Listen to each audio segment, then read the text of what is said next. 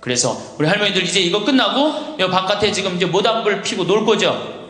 네, 모닥불 지금 펴줄 거야. 그 모닥불 피면은 자, 우리 젊은 사람들한테 이 남은 이 지금 30년, 40년이 소중해. 지금 10년 남은 할머니들이 소중해. 10년 남은 할머니들이 소중해지. 그러니까 오늘 밤에 모닥불 펴줄 테니까 이 밤을 불살르라고. 예? 원 없이 그냥 즐겁게 노시라고. 예? 본당 신부님도 온다고 내가 통화했으니까 이 밤을 불살르고 즐겁게 보내세요. 아까 보니까 벌써 춤추고 노래하는 할머니들이 있는데 그렇게 사셔야 된다는 거예요. 제발 자식 걱정하지 말고. 자식 걱정한들 해결해 줄 수도 없고 자식의 마음에 담지도 않아. 근심 걱정 다 털어버리고 어떻게? 모닥불 펴놓고 이 밤을 불살르시기 바랍니다. 어떤 할머니는 비산동에 있었던 그 할머니는 아마 돌아가셨을 거야. 굉장히 나이 먹은 할머니인데 고해소에 들어오면요 3공학에 잘못한 거, 4공화국에 잘못한 거, 5공화국에 공화국별로 죄를 고백해요. 근데 이 할머니는 죄의 본질은 뭐야? 이렇게 힘들게 내가 살아왔는데 내가 자식 하나를 키웠는데 이 자식이 너무너무 속을 썩여갖고 지난주에 너무 속상해갖고 줄미살 빠진 거야. 죄는 줄미살 빠진 건데 이 줄미살 빠지는 과정을 3공화국부터 설명을 해야 돼. 3공화국, 4공화국, 5공화국. 그런데 다음에 또 고해성사 보면 신부님 내가 3공화국 때 4공화국 때 5공화국 때 꼭 얘기를 해요. 변함없이 1년 365일 고해소에 들어오면 내가 외워. 그래 저 할머니가 하면 그래 3공화국 때 뭐 이승만 때 뭐 똑같이 해요. 다 외워 내가 끝까지. 예, 그러지 마세요. 예, 공치사하지 말라는 거야. 내가 옛날에 너희들을 어떻게 키웠는데 애들은 뭘로 들어? 그 잔소리로 들리는 거야. 잔소리로. 그리고 과거를 얘기하는 건 불행한 거예요. 미래를 얘기해야 돼요. 미국에 할머니 한 분이 99살에 대학을 들어갔어요. 경영학과를 들어갔어요. 102살에 졸업한대요. 네 할머니 꿈이 뭔지 알아요? 102살에 졸업해갖고 취직해갖고 그거 버는 돈으로 아프리카의 어려운 애들 도와주는 게 꿈이야. 이 할머니는 99이라도 나가보기에는 할머니 아니에요. 대학생이지. 나이는 숫자에 불과한 거예요. 나이는. 네. 참민수님, 제가 2번 강의를 했더니 할머니 한 분이 저한테 기가 막힌 시를 하나 저한테 주셨어요. 그래서 이거 읽으면서 시작하면 좋을 것 같아요. 제목은 허무입니다. 허무. 부생 모육 그 내가 태산보다 높고 큰데 청춘 남녀 많다지만 효자 효부 안 보이네. 시집가는 새색시가 시부모를 마다하고 장가가는 아들들은 살림나기 바쁘도다. 그러니까 아들 키워도 소용없다니까. 그냥 여우같은 마누라 그냥 쫓아나가기 바쁘다 이거죠. 제 자식이 장난치면 싱글벙글 웃으면서 부모님이 훈계하면 듣기 싫은 표정이네. 시끄러운 아이 소리 잘한다고 손뼉치며 부모님의 회심 소리 듣기 싫어 빈정대네. 제 자식이 오줌똥은 맨손으로 주무르나 부모님의 기침갈에 불결하여 밥 못 먹네. 과자 봉지 들고 와서 아이 손에 쥐어주고 부모 위에 고기 한 근 사올 줄을 모르도다. 애완동물 병이 나면 가축병원 달려가고 늙은 부모 병이 나면 그러려니 태어나고 10자식을 키운 부모 하나같이 키웠건만 10자식은 한 부모를 귀찮스레 여겨지네. 그래서 여기저기 다니면서 길에서 죽는다며요. 아들 많이 키우면은 그냥 이 집에 쫓겨가고 저 집에 쫓겨가고 가다가 자식 위에 쓰는 돈은 아낌없이 쓰건만은 부모 위에 쓰는 돈은 하나 둘씩 따져보네. 자식들의 손을 잡고 외식함도 잡건만은 늙은 부모 위에서는 외출 한번 못하도다. 좋은 것 같아요. 아주 요즘 우리 할머니들이 받는 서름을 기가 막히게 표현한 것 같아요. 예. 이런 거 듣고 고개만 끄덕일 게 아니라 실질적으로 이렇게 살아란 말이에요. 이런 자식들을 위해서 뭘 재산을 물려준다고 돈 안 쓰고 깔고 앉아갖고 그냥 참 쥐고 있어요. 내일 어떻게? 은행 당장에 가갖고 어떻게? 은행에다 잡혀갖고 대출 받아서 다 쓰다 죽으세요. 다 쓰다가. 자, 이제 노인 학대를 아까 못하던 얘기 좀 하겠습니다. 노인 학대를 보면 정서적으로 41%가 정서적으로 노인을 무시하는 거예요. 늙었다고, 모른다고, 무식하다고. 엄마가 뭘 알아? 가만히 아무것도 하지 말고 가만히 있어. 근데 또 이 늙으면 아무것도 하지 말라고 가만히 있으라고 그러면 더 해요. 굳이 걸레 삶지 말라고 그래도 굳이 걸레 삶는다고 저기 뭐 통에다가 넣고 또 까먹고 또 그냥 완전히 다 태워먹고. 그러니까 구박을 받는 거지. 왜 하지 말라는 짓을 골라세요? 그거 하는 시간 있으면 어떻게? 나가서 놀아. 밥 한다고 그냥 또 쌀 씻어 얹어갖고 다 태우고 그러지 마시고. 자, 그 다음에 학대가 41%, 방임이 24%예요. 방임. 밥을 먹거나 말거나 방 청소를 해주지도 않고. 제가 봉송체 나가보면 당뇨병 걸린 할머니들 옷을 얼마나 갈아 안 입혔는지 냄새가요, 표현할 수 없는 냄새가 나요. 당뇨병 걸린 할머니들, 이 풍 걸려갖고 이렇게 누워있는 할머니들 집에 가보면은요, 냄새가 아주 묘한 냄새가 나요. 오줌 냄새, 똥 냄새, 군 냄새 막. 그래갖고 그냥 또 봉송체를 가보면은 다 자식 며느리 다 돈 벌러 가고 다 학교 가고 할머니만 혼자 있는 경우도 많아요. 그러니까 그냥 거기서 그냥 이불 속에서 그냥 있는 거예요. 참 그런 거 보면 참 마음이 안타깝죠. 이게 뭐 80, 90된 어머니한테 용돈 드린다는 것은 말할 것도 없어요. 말할 것도 없어요. 전 가끔 술이 들어오면은 아버지한테 드려요. 그럼 아버지가 양로원에 노인정에 가고 친구들이랑 먹고 아주 근사하게 고기도 제가 사다 드려요. 고기도 노인정에 친구들이랑 구워 먹으라고. 사실은 제가 아주 강조하는 거지만 여러분들은 자식들보다 누가 더 중요해요? 친구가 훨씬 중요해요. 전신 같이 먹어주고 화투 같이 쳐주고 같이 한탄 신세, 자기 신세 한탄 같이 들어주는 건 누구밖에 없어?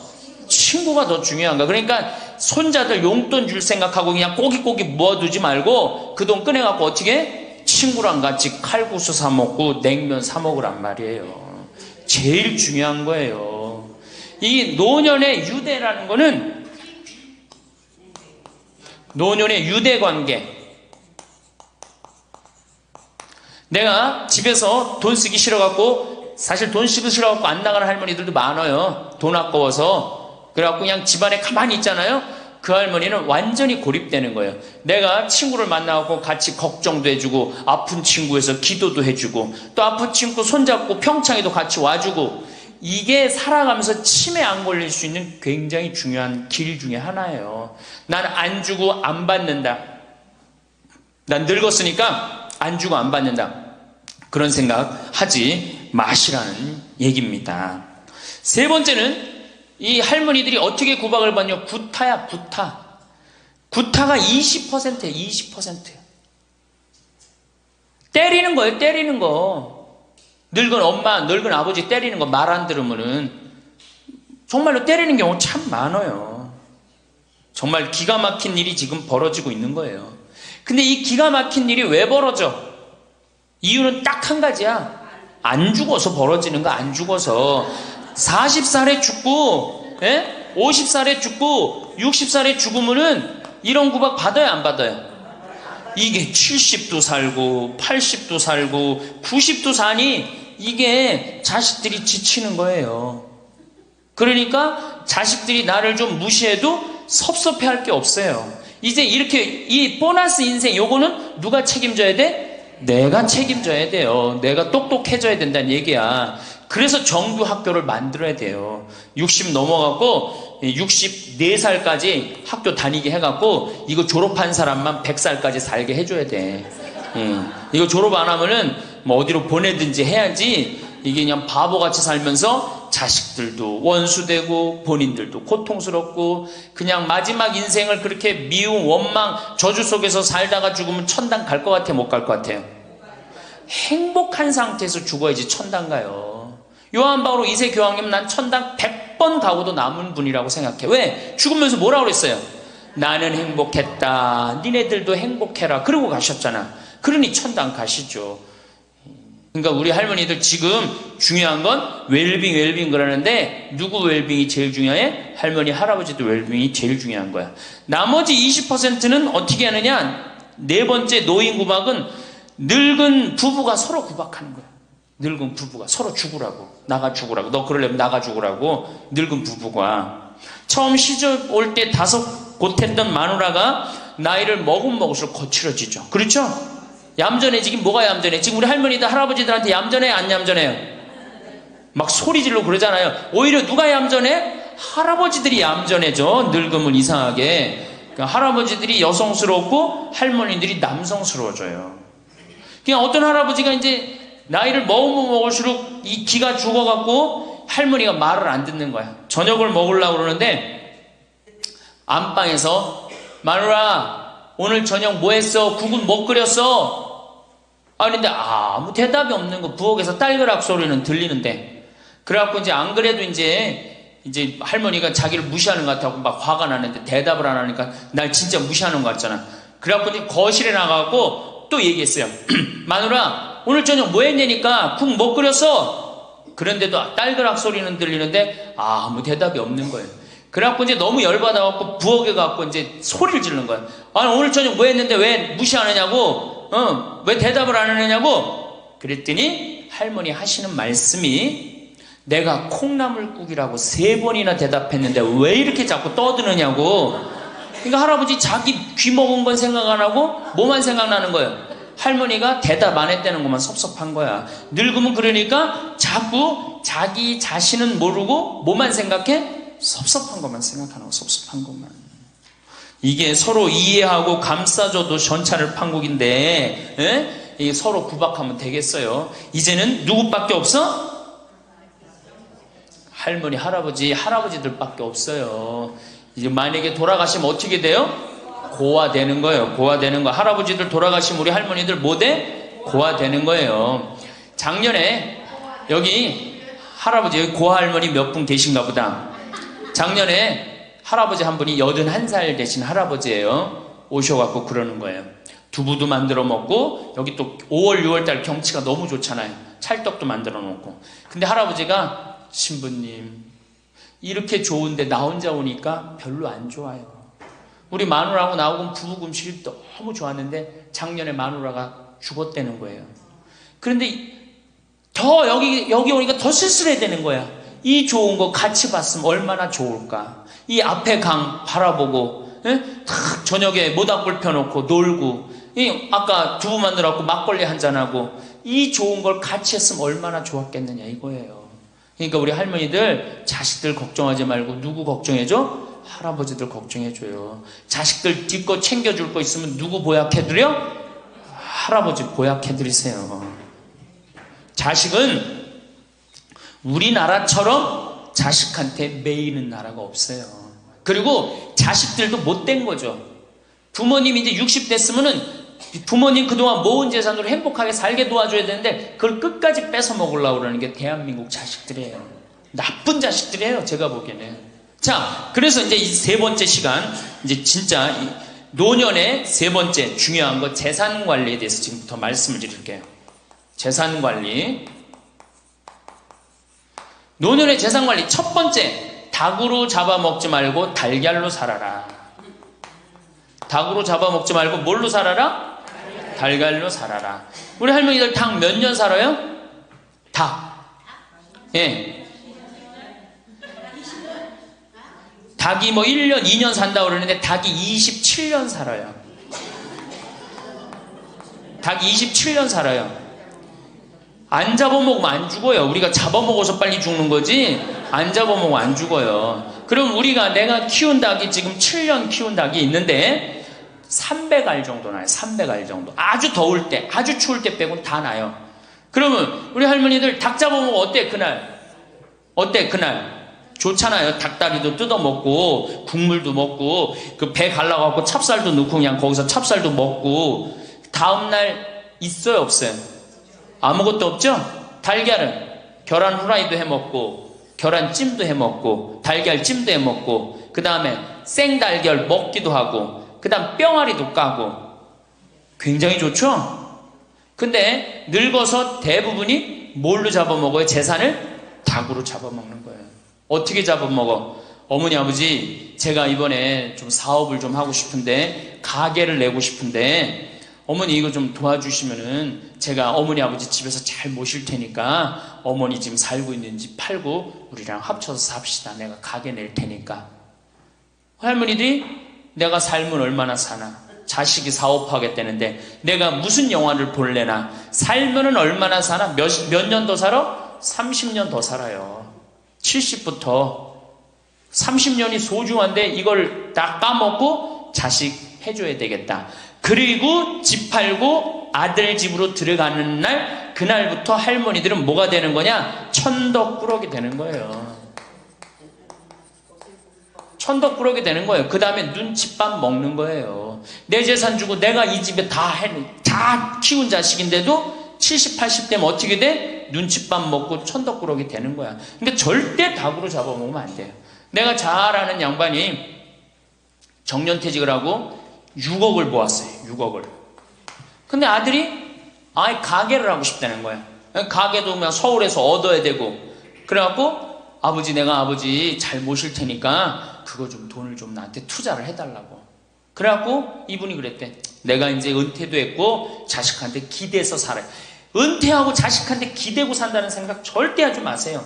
은퇴하고 그 돈 가지고 내가 알아서 살아야지, 이 돈 자식한테 주고 기대서 살아야지, 그 생각하지 마. 그래서 거지근성을 버리라는 거예요. 제 얘기는 뭐든지 늙으면 거지근성이 생겨요. 자식한테 기대서 살고 어디 가면 날 해주길 바라고, 그렇죠? 이 생각을 버려야 돼. 이제 독립적인 주체로 살아가야 된다는 생각을 해요. 그래서 자식한테 6억을 딱 줬는데 다음날 이자가 나와야 안 나와요? 다음 달 안 나오죠? 이 은행에다 놓으면 이자 아무리 못 돼도 한 200만원 300만원 나올 거야.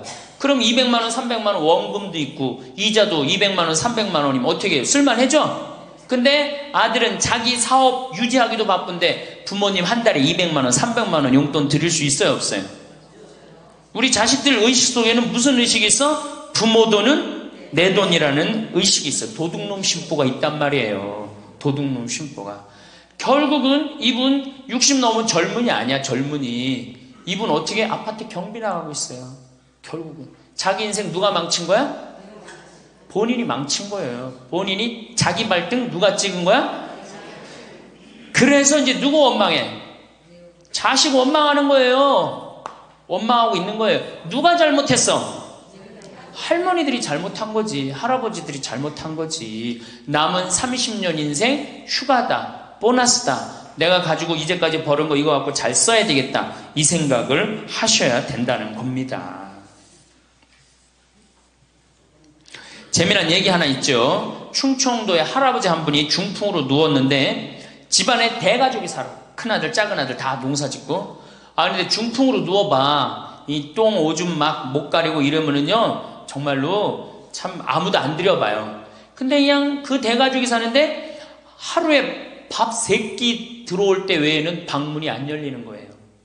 그러니까 이 할아버지가 기가 막히잖아. 손자도 있고 손녀도 있는데 3번밖에 방문이 안 열리니까 하루는 큰아들을 부른 거야. 얘야 저 논 두만지기 좀 팔아와라. 아버지 누워있는데 무슨 돈이 필요합니까? 글쎄 그거 내 땅 아니냐. 두만지기를 팔아왔어요.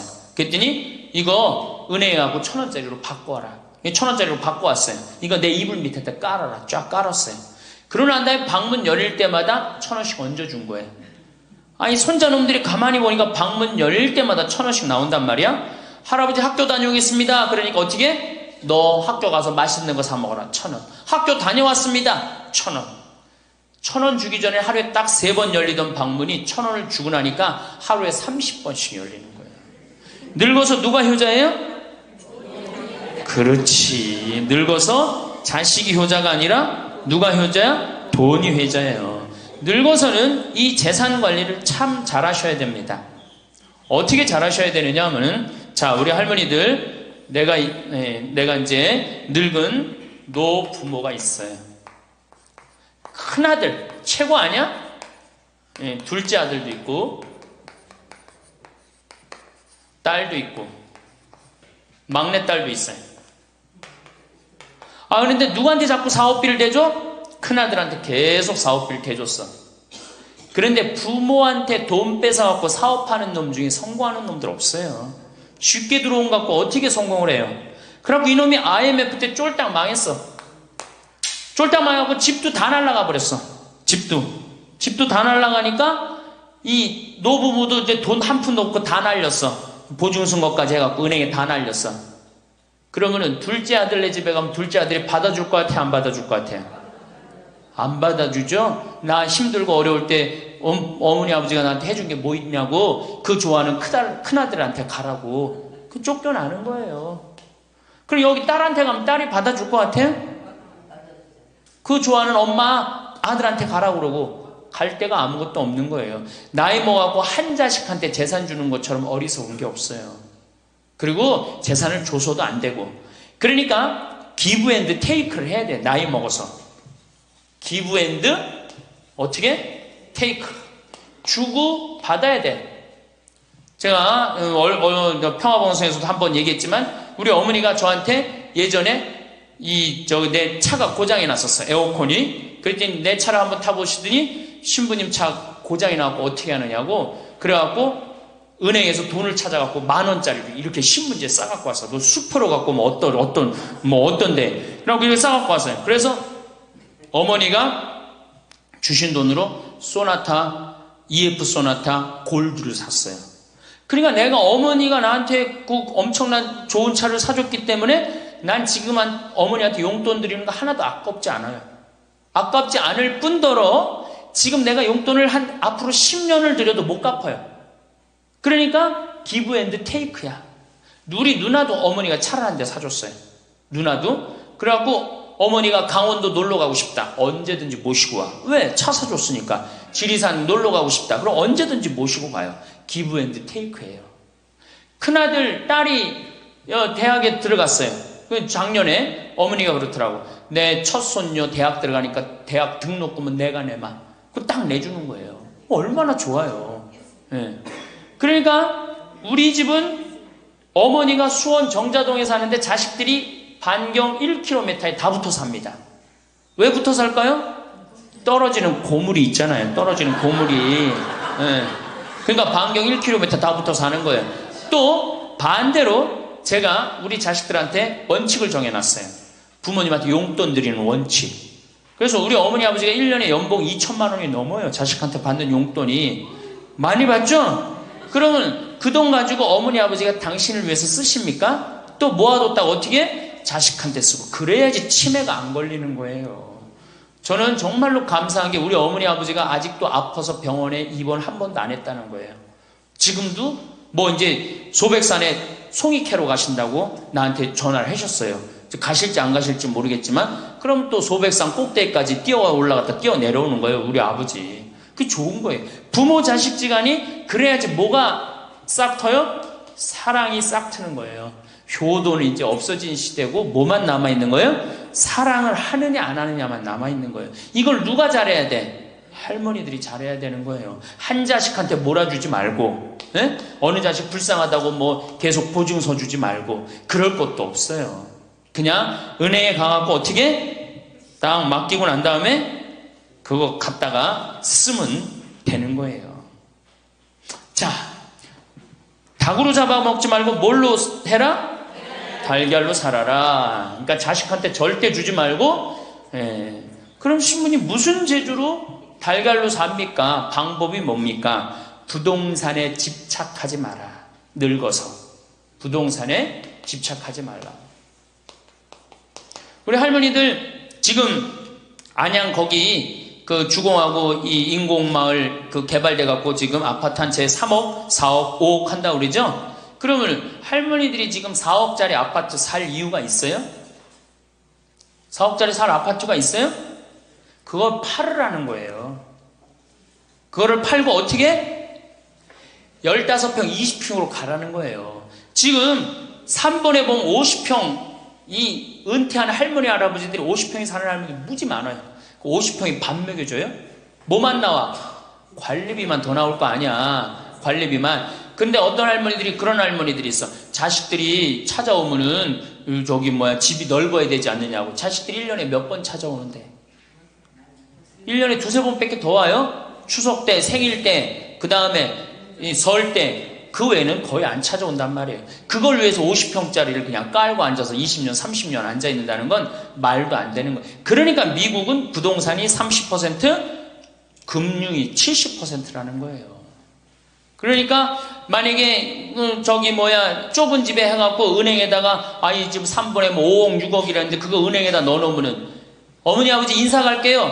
그래, 인사 오면 내가 그 호텔로 와라. 호텔에서 내가 맛있는 거 사줄 테니까. 그리고 먹어서 보내요. 그걸 뭘 집에서 그걸 기다리고 있어요. 그래서 부동산 지금 영모기지론이라는 거 아시죠? 자, 지금 4억짜리 아파트를 팔았어. 그럼 2억짜리 하나 그냥 얻으라는 거예요. 저기 뭐야 그 임대 아파트든지 조금만 아파트를 줄여서 가라는 거예요. 그러고 난 다음에 2억은 은행에다 넣으면 1억을 은행에다 넣으면 어떤 상품이 있느냐면 1년에 100만 원씩 나와요. 한 달에 100만 원씩. 그래갖고 이게 10년 동안 나와요. 10년 동안. 10년 후에 1억 없어지는 거예요. 근데 할머니들 한 달에 100만 원 나오면 쓸만해, 안 쓸만해요? 쓸만하죠? 예. 만약 2억을 집어넣으면 어떻게 나올까? 한 달에 얼마가 나와? 200만 원이 나오는 거예요. 200만 원 다 써요? 못 써요? 못 쓰죠? 그럼 한 50만 원은 혹시 10년 후에 또 살지 모르잖아. 그러니까 그것도 은행에다 연금으로 또 하나 묶어두라는 거 10년 동안. 그럼 10년 후에 또 나온다는 얘기예요.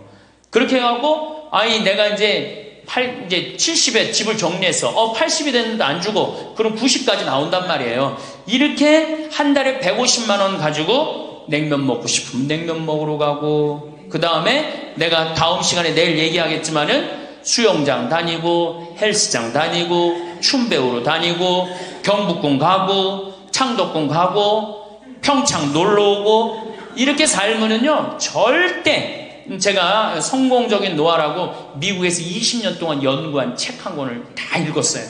그랬더니 그렇게 사는 할머니 할아버지들은 중간에 쓰러지는 법이 없다는 거예요. 96%가 건강하게 살다가 죽을 때 많이 고생해 한 달, 두 달이라는 거예요. 그러니까 어떻게 죽을 수가 있는 거야? 꼴까닥 죽을 수가 있는 거야. 돈을 쓰다 죽어야지 꼴까닥 죽는 거지, 안 쓰고 가만히 있으면 바로 병든다는 거예요. 바로 병든다는 거예요. 그러니까 우리 할머니들 어떻게 하셔야 돼? 부동산을 어떻게?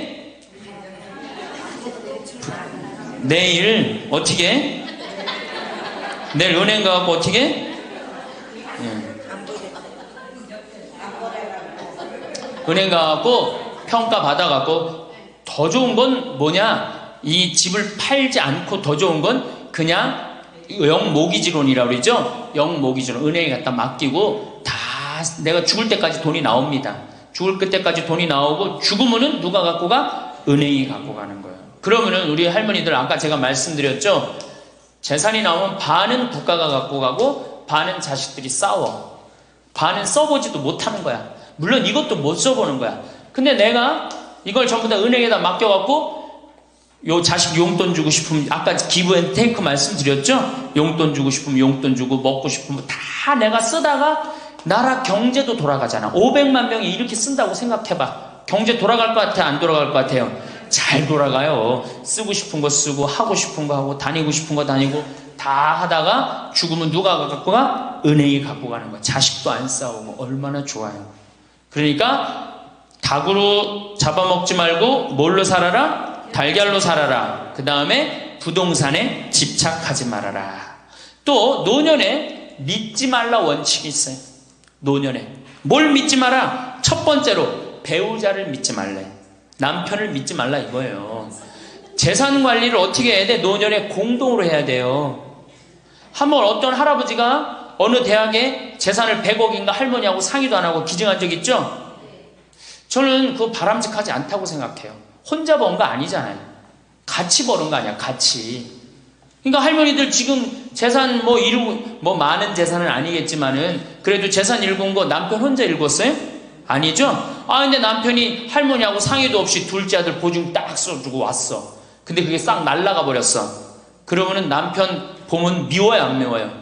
죽을 때까지 미운 거예요. 그건 삶하고 직접 연결되기 때문에. 그러니까 배우자를 믿으면 안 돼요.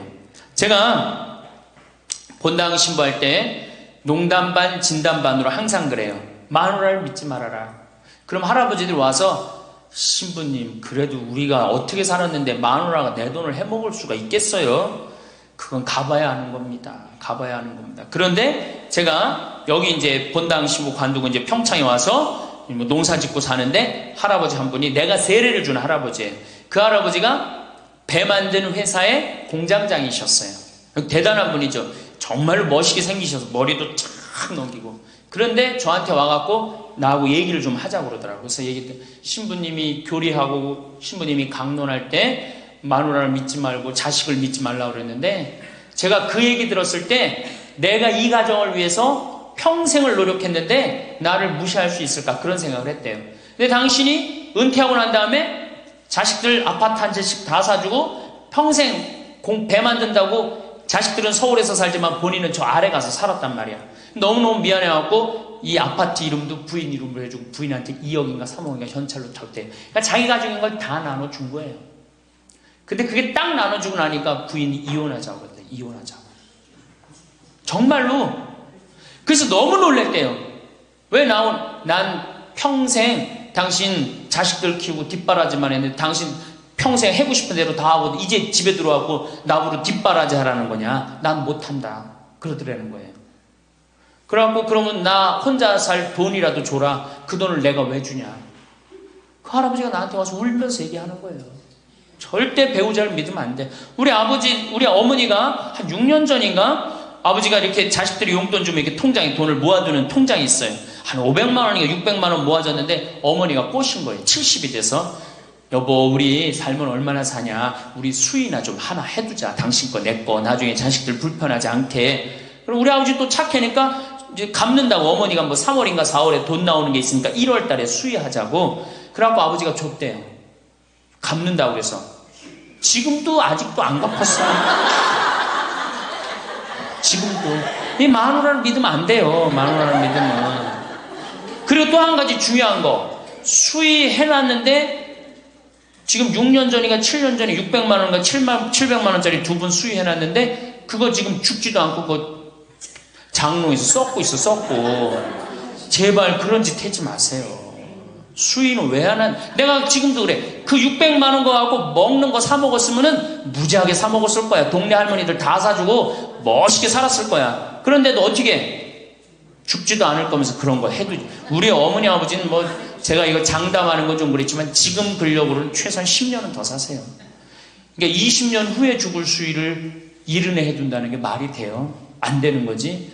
그러니까 우리 할머니들 외로우니까 동네에서 막 뭐 화장지도 주고 뭐 바가지도 주고 그냥. 그리고 결정적으로 한 방 그냥 싹 해가는 거 뭐 비싼 거 하나 다 그냥 사기당하고 그러는 거야. 참 그래서 공부해야 되는 거예요. 그래서 정규학교가 필요해야 되니까 4년제.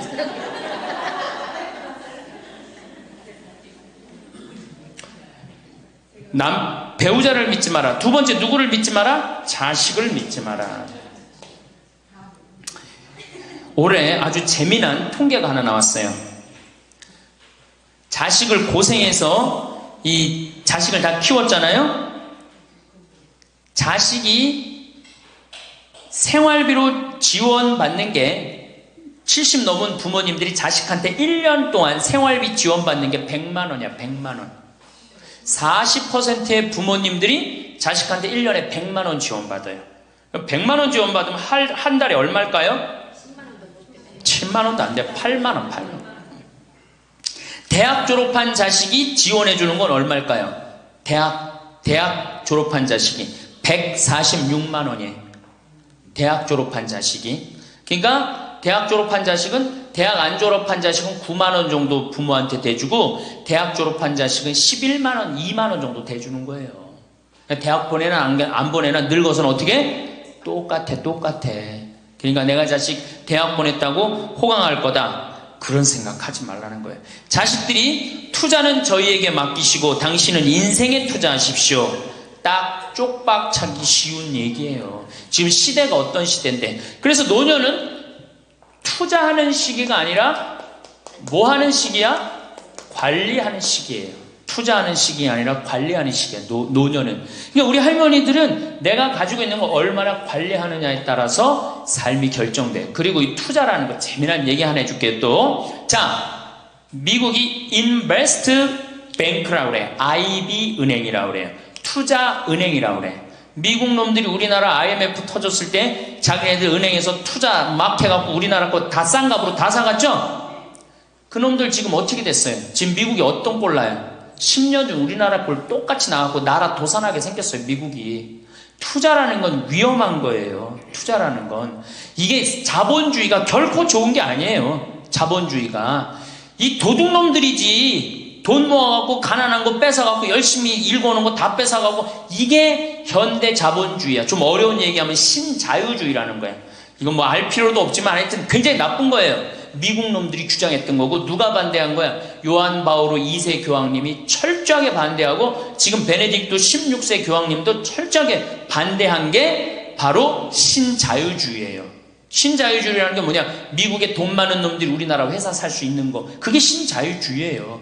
그러니까 이 벽을 없앤 거예요. 나라의 벽을 없애갖고. 그런데 그 놈들이 투자한 놈들이 지금 어떻게 됐어? 쫄딱 망하게 생긴 거예요. 그러니까 지금은 어디든 내가 가지고 있는 걸 잘 관리하는 게 훨씬 중요한 거예요. 우리 할머니들 지금 뭐 어디 땅 사갖고 땅값 뛰면 뭐 하려고. 내가 아파트 지금 내가 어떤 할머니를 보니까 83살인데 판교에 청약을 했어. 판교에 청약을. 그럼 83살 먹은 할머니가 판교에 청약한 이유는 오로지 뭐 하나야? 자식한테 물려주려고 그러는 거. 왜? 10년, 뭐 지금은 또 제도가 바뀐다고 그러지만 10년 동안 그 판매를 못하게 돼 있어요. 아파트를 한번 사도. 안타까운 거죠. 그거 할 돈 있으면 10년 동안 할머니 시큰 쓰다 죽어야 되는데 죽으면서까지 누구 생각하는 거 우리는? 자식들 생각하는 거야. 참. 근데 그 자식들이 그런 부모를 안 하냔 말이야. 아까 시 읽은 것처럼 자식 위에 쓰는 돈은 아낌없이 쓰건만은 부모 위에 쓰는 돈은 하나둘씩 따져보네. 자식들의 손을 잡고 외식함도 잡건만은 늙은 부모 위해서는 외출 한번 못하도다. 또 얘기하잖아. 애완동물 병이 나면 가축병원 달려간다. 그러니까 우리 할머니가 10번째라고. 맞아요. 그 자식들한테 뭘 그렇게 해 대냔 말이야. 제발 그러지 마세요. 다 쓰다가 남으면 누구한테 갖다 줘? 한시모님한테 갖다 줘. 한시모님한테. 한시모님한테 갖다 주기 싫으면 나한테 갖고 오든지. 아니면 나한테 갖고 오기 싫으면 어디에 갖다 줘? 복지시설에 갖다 주고 돌아가세요. 자식한테 주지 말고.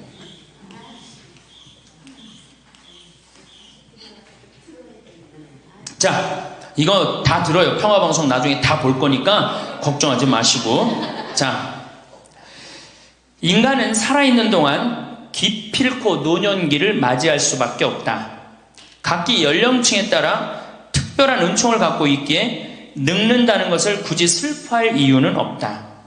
늙었다는 것이 어떤 특별한 자랑이 될 것도 아니련만 고집들이 보통이 아닌 것이 오히려 서글프다. 늙어서 친구들이 더 그리우면서도 만나면 너그럽게 이해하고 보살펴 하련만 남의 탓 들춰내면서 자기 우정의 교류를 단절시키는 것이 아쉽다. 자꾸 나이를 먹으면 단절을 한단 말이야. 그러지 말라는 거예요. 마음도 넓게 가지고. 살아온 길이 각기 다르기 때문에 너와 내가 서로 다름을 깊이 인정해야 하지만 자기만의 삶의 길이 옳은 것인양 우쭐대는 모습이 우습다. 늙어서는 새롭게 만나게 되는 사람도 점점 적게 된다는 것을 알고 만났던 사람들에게 더욱 애정을 쏟으면서 만났던 것을 아름다움으로 간직하고 소중하게 여겨야 한다. 그러니까 우리 할머니들 비산동 성당에서 10년, 20년 같이 다 사귀어왔던 친구 아니에요? 그러니까 누구한테 더 각별해야 돼? 친구들한테 더 각별해야 된다는 거예요. 지난 세월의 삶이 소중한 것이고 거룩한 것이기 때문에 지금 흐르는 이 순간들을 정성을 들여 값지게 살아야 한다. 그러니까 지금 값지게 살아야 된다는 거예요. 값지게. 예. 그 구리에 있는 성 베드로 대학이라는 구리 성당에 있는 성 베드로 성당에 강의를 갔어요. 그랬더니 강의하기 전에 할머니들이 다 일어나더라고. 봉사자들이 딱 앉더니 수업하기 전에 한 번씩 노인 10계명을 딱 하는데 그분들이 정한 것 같아. 근데 너무 멋있더라고. 그래서 요거 읽어 한번 드릴게요. 1. 당황해하거나 성급해하지 말고 뛰지 말라. 나이를 먹으면 자꾸 당황할 때가 많죠? 그렇죠? 그리고 막 여기 할머니들 여기 와갖고 방이 어딘지 모르고 막 옥상으로 올라가는 할머니들도 있어요. 그런데 그럴 때 어떻게? 당황해하지 말고 성급해하지 말고 물어보면 돼. 근데 나이를 먹으면 자꾸 당황을 하고 성급해. 그리고 안 되면 그 다음에 신경질을 부려요. 왜 이러느냐고. 할머니들 아까 저 밑에서 여기 위에 올라올 때 힘들었어 안 힘들었어요? 그 여기 모든 할머니들이 우리 계단에 올라올 때 막 승질을 내요. 힘들다고. 이렇게 꼭대기에 있느냐고. 관광버스 여기까지 끌고 올라오지 왜 우리를 저기 밑에서 내려놓냐고. 힘들면 쉬었다가 올라오고 힘들면 쉬었다가 올라오고 힘들면 쉬었다가 올라오면 되지. 그러니까 절대 당황하지 말라는 거예요. 두 번째, 자식이 무엇을 해줄까를 기대하지 말라. 참 좋은 얘기 같아. 그러니까 할머니들이 서서 이걸 다 외우더라고. 자식이 뭘 해줄까 기대하지 말라. 거지근성을 버리라는 거예요. 거지근성. 누가 날 해줄까. 돈 제일 많이 깔고 있는 건 누구? 할머니, 할아버지들이 제일 많이 깔고 있는 거야. 근데 그거를 쓰는 방법을 모르는 것 뿐이죠. 이제 쓰는 방법을 배우세요. 내일 은행에 가갖고 잡히세요. 잡혀갖고 대출해갖고 한 달에 100만 원씩 딱딱 연금으로 이렇게 빼서 딱딱 쓰는, 돈 쓰는 재미로 늙어서 살아야지 그 재미 없으면 못 살아요. 세 번째, 고집 부리지 말라. 고집 부리지 말라. 60년, 70년 살아온 가닥이 있잖아요. 그렇죠? 그러니까 그 경험을 절대 포기하지 않는 거예요. 그러니까 새로운 걸 안 받아들이는 거지. 고집 피는 할머니들 많죠. 네 번째, 시샘하지 마라. 왜 이렇게 또 욕심이 많어? 나이 먹으면 그냥 옆집 할망구가 뭐 아들이 와서 뭐 했다고 그러면 그냥 속에서 그냥 부글부글 끓죠. 시샘하지 말라. 다섯 번째, 공치사하지 말라. 이것도 참 좋은 것 같아. 공치사. 내가 니네들 어떻게 키웠는데, 내가 니네들 어떻게 키웠는데, 아플 때 업어서 밤에 이 약국에 달려가고 막 두들겨가고 내가 널 어떻게 키웠는데. 그냥 대동아 전쟁부터 뭐 그렇게 할 얘기가 많아. 얘기만 하면 그냥 대동아 전쟁에 시집와갖고 고생한 얘기, 6.25 전쟁 때 피난 간 얘기, 전쟁 끝나고 나는데 똥구멍이 찢어지게 가난한 게 고생한 얘기, 그냥 줄줄이 그냥. 그러니까 우리 할머니들 과거 얘기하지 말어. 뭘 얘기해? 미래. 앞으로 뭘 할 거다. 내가 앞으로 3년 동안 돈 모아서 성지순례 갈 거다. 3년 동안 돈 모아서 내가 제주도 이시돌 목장 갈 거다. 내가 돈 모아갖고 뭘 할 거다. 미래를 얘기하란 말이야. 과거 얘기하지 말고. 심지어 우리가 다 살았는데 다 살긴 뭘 다 살아. 아직도 20년 30년 남아있는데. 여섯 번째, 날마다 샤워하라. 이것도 참 멋있는 것 같아. 날마다 샤워하라. 안 씻고 사는 할머니들 많죠? 그렇죠? 근데 날마다 샤워하는 거 참 좋은 것 같아. 날마다 속옷을 갈아입어라. 그렇죠? 그러니까 항상 깨끗하게 살라는 거예요. 항상 깨끗한 옷, 이쁜 한복 이런 것도 입고 곱게 좀 있으라는 거야. 맨날 이건 뭐 몸빼바지 비슷한 거 입고 그냥 돌아다니지 말고 파마도 좀 이쁘게 하고. 그러니까 내가 항상 하는 얘기 아니야. 여기 온 할머니들 지금 딸이 있는지 아들이 있는지 금방 구분이 돼. 아들만 있는 할머니는 어때? 파마를 어떻게 하고 와? 철모 뒤집어 쓴 것처럼 해고 와요. 아들만 있는 할머니들 몇 있어 지금. 그런 할머니들. 자기 아들은 엄마가 파마를 철모 뒤집어 쓴 거 했든지 뭐 했든지 관심 없어요. 딸이나 돼야지 엄마 그 좀 염색도 좀 하고 웨이브도 좀 이렇게 주고 그러라고 그러지. 이 여덟 번째, 많이 듣고 조금만 말하라. 많이 듣고 많이 들으라는 거니 공부하라는 얘기예요. 공부. 제가 내일 이제 그 얘기는 드릴 거예요. 그 다음에 아홉 번째, 많이 움직이고 많이 걸어라. 이 굉장히 중요해요. 나이 먹으면 자꾸 근육이 땡기기 때문에 걷고 싶어 안 걷고 싶어요? 안 걷고 싶죠? 그러니까 안 걷고 싶으니까 그냥 집에서 참 쪼그리고 앉아있어. 쪼그리고 앉아있으면 굳는 거예요. 그대로 굳어버리는 거예요. 쪼그리고 앉아있으면. 그러니까 가능한 한 많이 걸으라는 거야. 그냥 다닐 수 있을 때까지 다니시는 게 좋은 거야. 열 번째, 이게 이제 그 얘기를 딱 해내. 욕심을 줄이고 나누어 주어라. 욕심을 줄이고 나누어 주어라. 계속 나눠주고 이제 얼마 안 남았는데 뭘 그렇게 끌어안아. 계속 나눠주라는 거예요. 계속. 그래서 이게 우리 할머니들, 제가 우리 할머니들 보면은 어디 잔치집에 가면은 뭐부터 챙겨? 음식 싸가려고 그러죠? 이게 욕심 피는 거예요. 음식 싸가려고 그러고 하나라도 더 가져가려고 그러고. 아니 지금 가지고 있는 거 고아원에 떡 한 번 갖다 주고 무료양론에 밥 한 번 더 갖다 주는 게 지금 급선무지. 내가 싸갖고 가갖고 그거 다 상인 거 뭐 하려고 먹어. 그러니까 우리 할머니들 어르신 성경대학에 전심 줘야 안 줘요? 주죠? 1년에 보통 며칠 정도 얻어먹어요? 한 40일? 한 달에 4번 정도 먹으니까 방학 있고 그러면 한 40일 정도 얻어먹죠? 40일 얻어먹으면 양로원에, 무료 양로원에 가서 밥 한 끼 대접해야 될 거 아니야. 어르신 성경대학이 먹고 땡! 그렇지? 먹고 땡이죠? 그러니 이게 이게 하느님의 자식이 아닌 거지. 껍데기만 자식인 거죠. 이제 어떻게? 욕심을 줄이고 나누어 주어라. 난 이 구리성당 그 성베드로 대학에서 일어나고 이걸 외우는데 멋있더라고요. 그러니까 우리 할머니들도 이렇게 노년을 멋있게 사세요.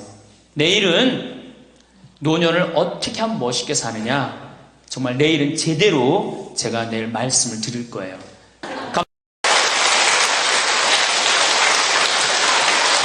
참면수님,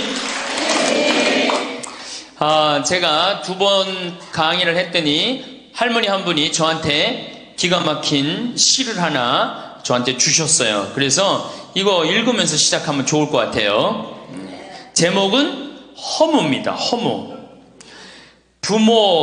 부생 모육 그 은혜가 태산보다 높고 큰데 청춘 남녀 많다지만 효자 효부 안 보이네. 시집가는 새색시가 시부모를 마다하고 장가가는 아들들은 살림나기 바쁘도다. 그러니까 아들 키워도 소용없다니까. 그냥 여우같은 마누라 그냥 쫓아나가기 바쁘다 이거죠. 제 자식이 장난치면 싱글벙글 웃으면서 부모님이 훈계하면 듣기 싫은 표정이네. 시끄러운 아이 소리 잘한다고 손뼉치며 부모님의 회심 소리 듣기 싫어 빈정대네. 제 자식이 오줌 똥은 맨손으로 주무르나 부모님의 기침갈에 불결하여 밥 못 먹네.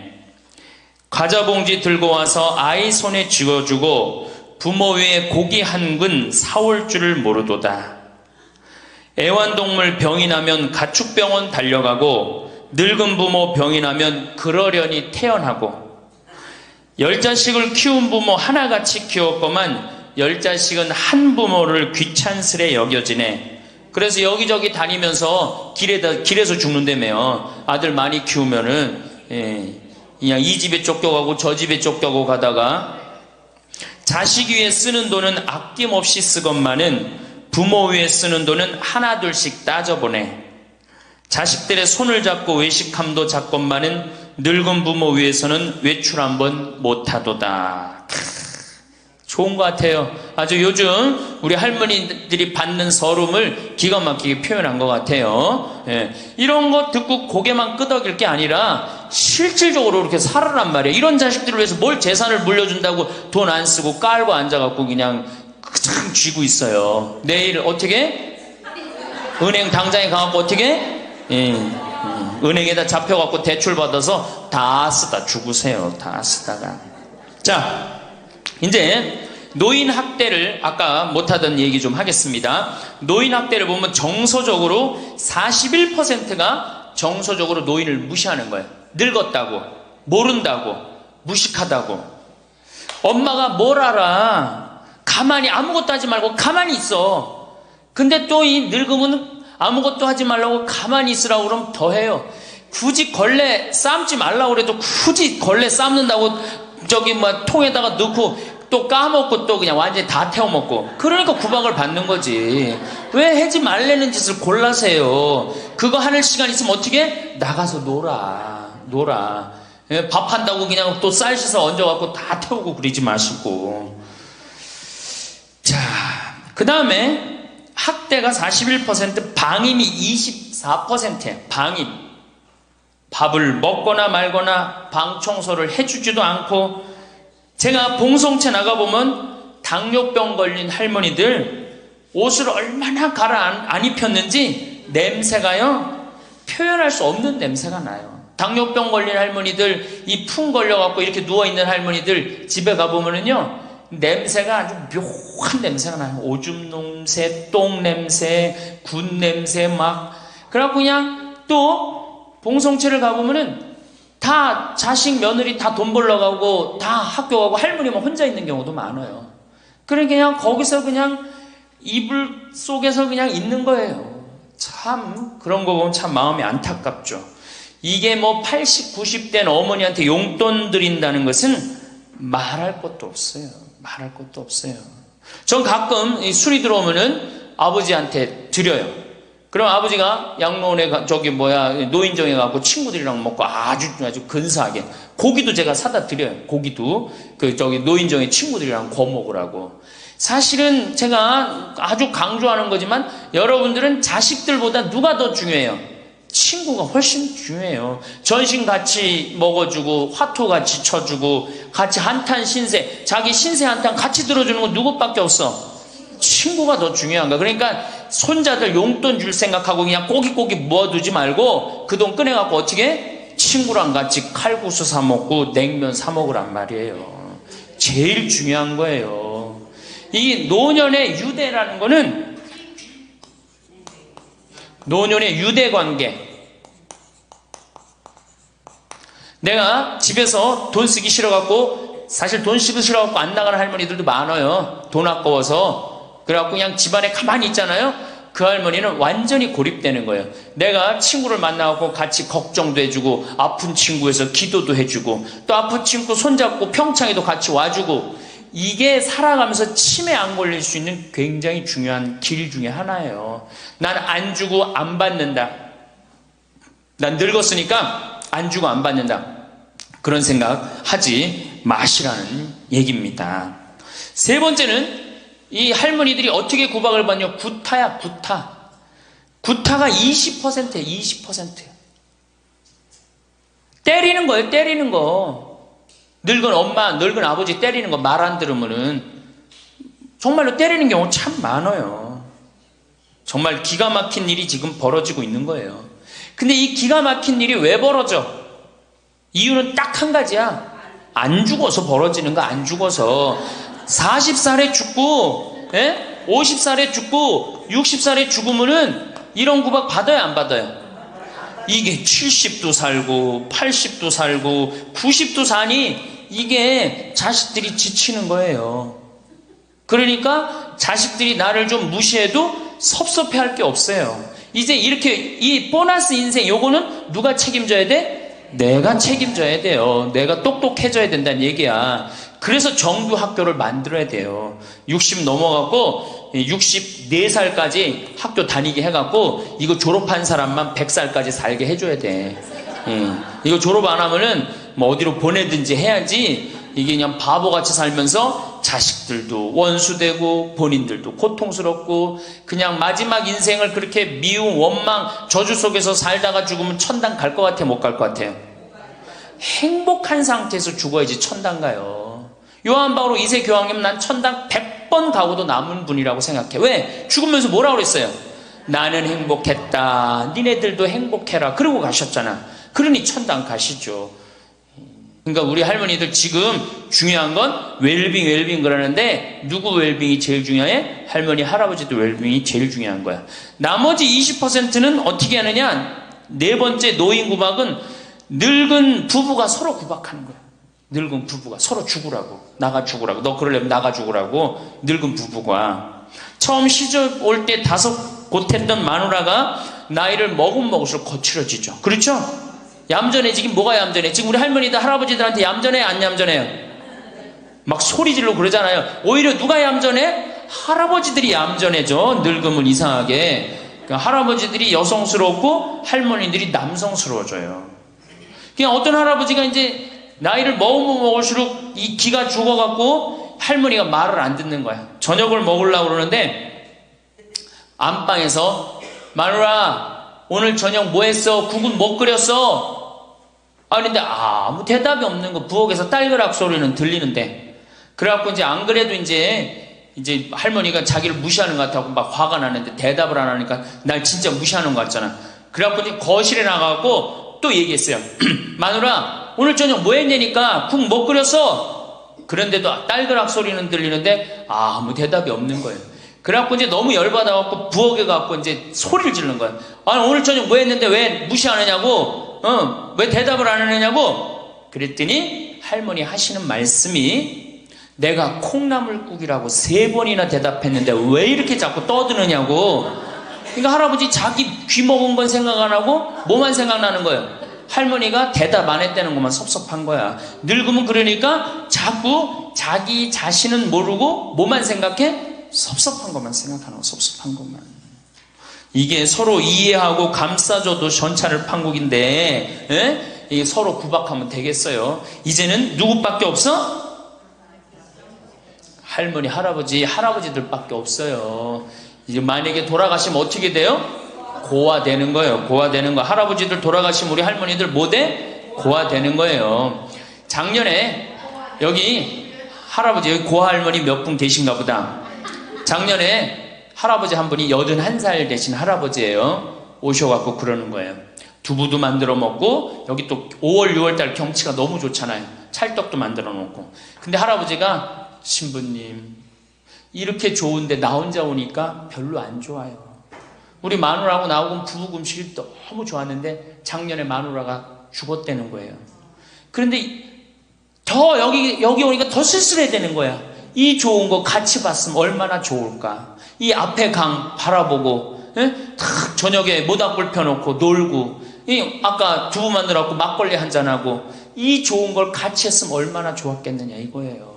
그러니까 우리 할머니들 자식들 걱정하지 말고 누구 걱정해줘? 할아버지들 걱정해줘요. 자식들 뒷거 챙겨줄 거 있으면 누구 보약해드려? 할아버지 보약해드리세요. 자식은 우리나라처럼 자식한테 매이는 나라가 없어요. 그리고 자식들도 못된 거죠.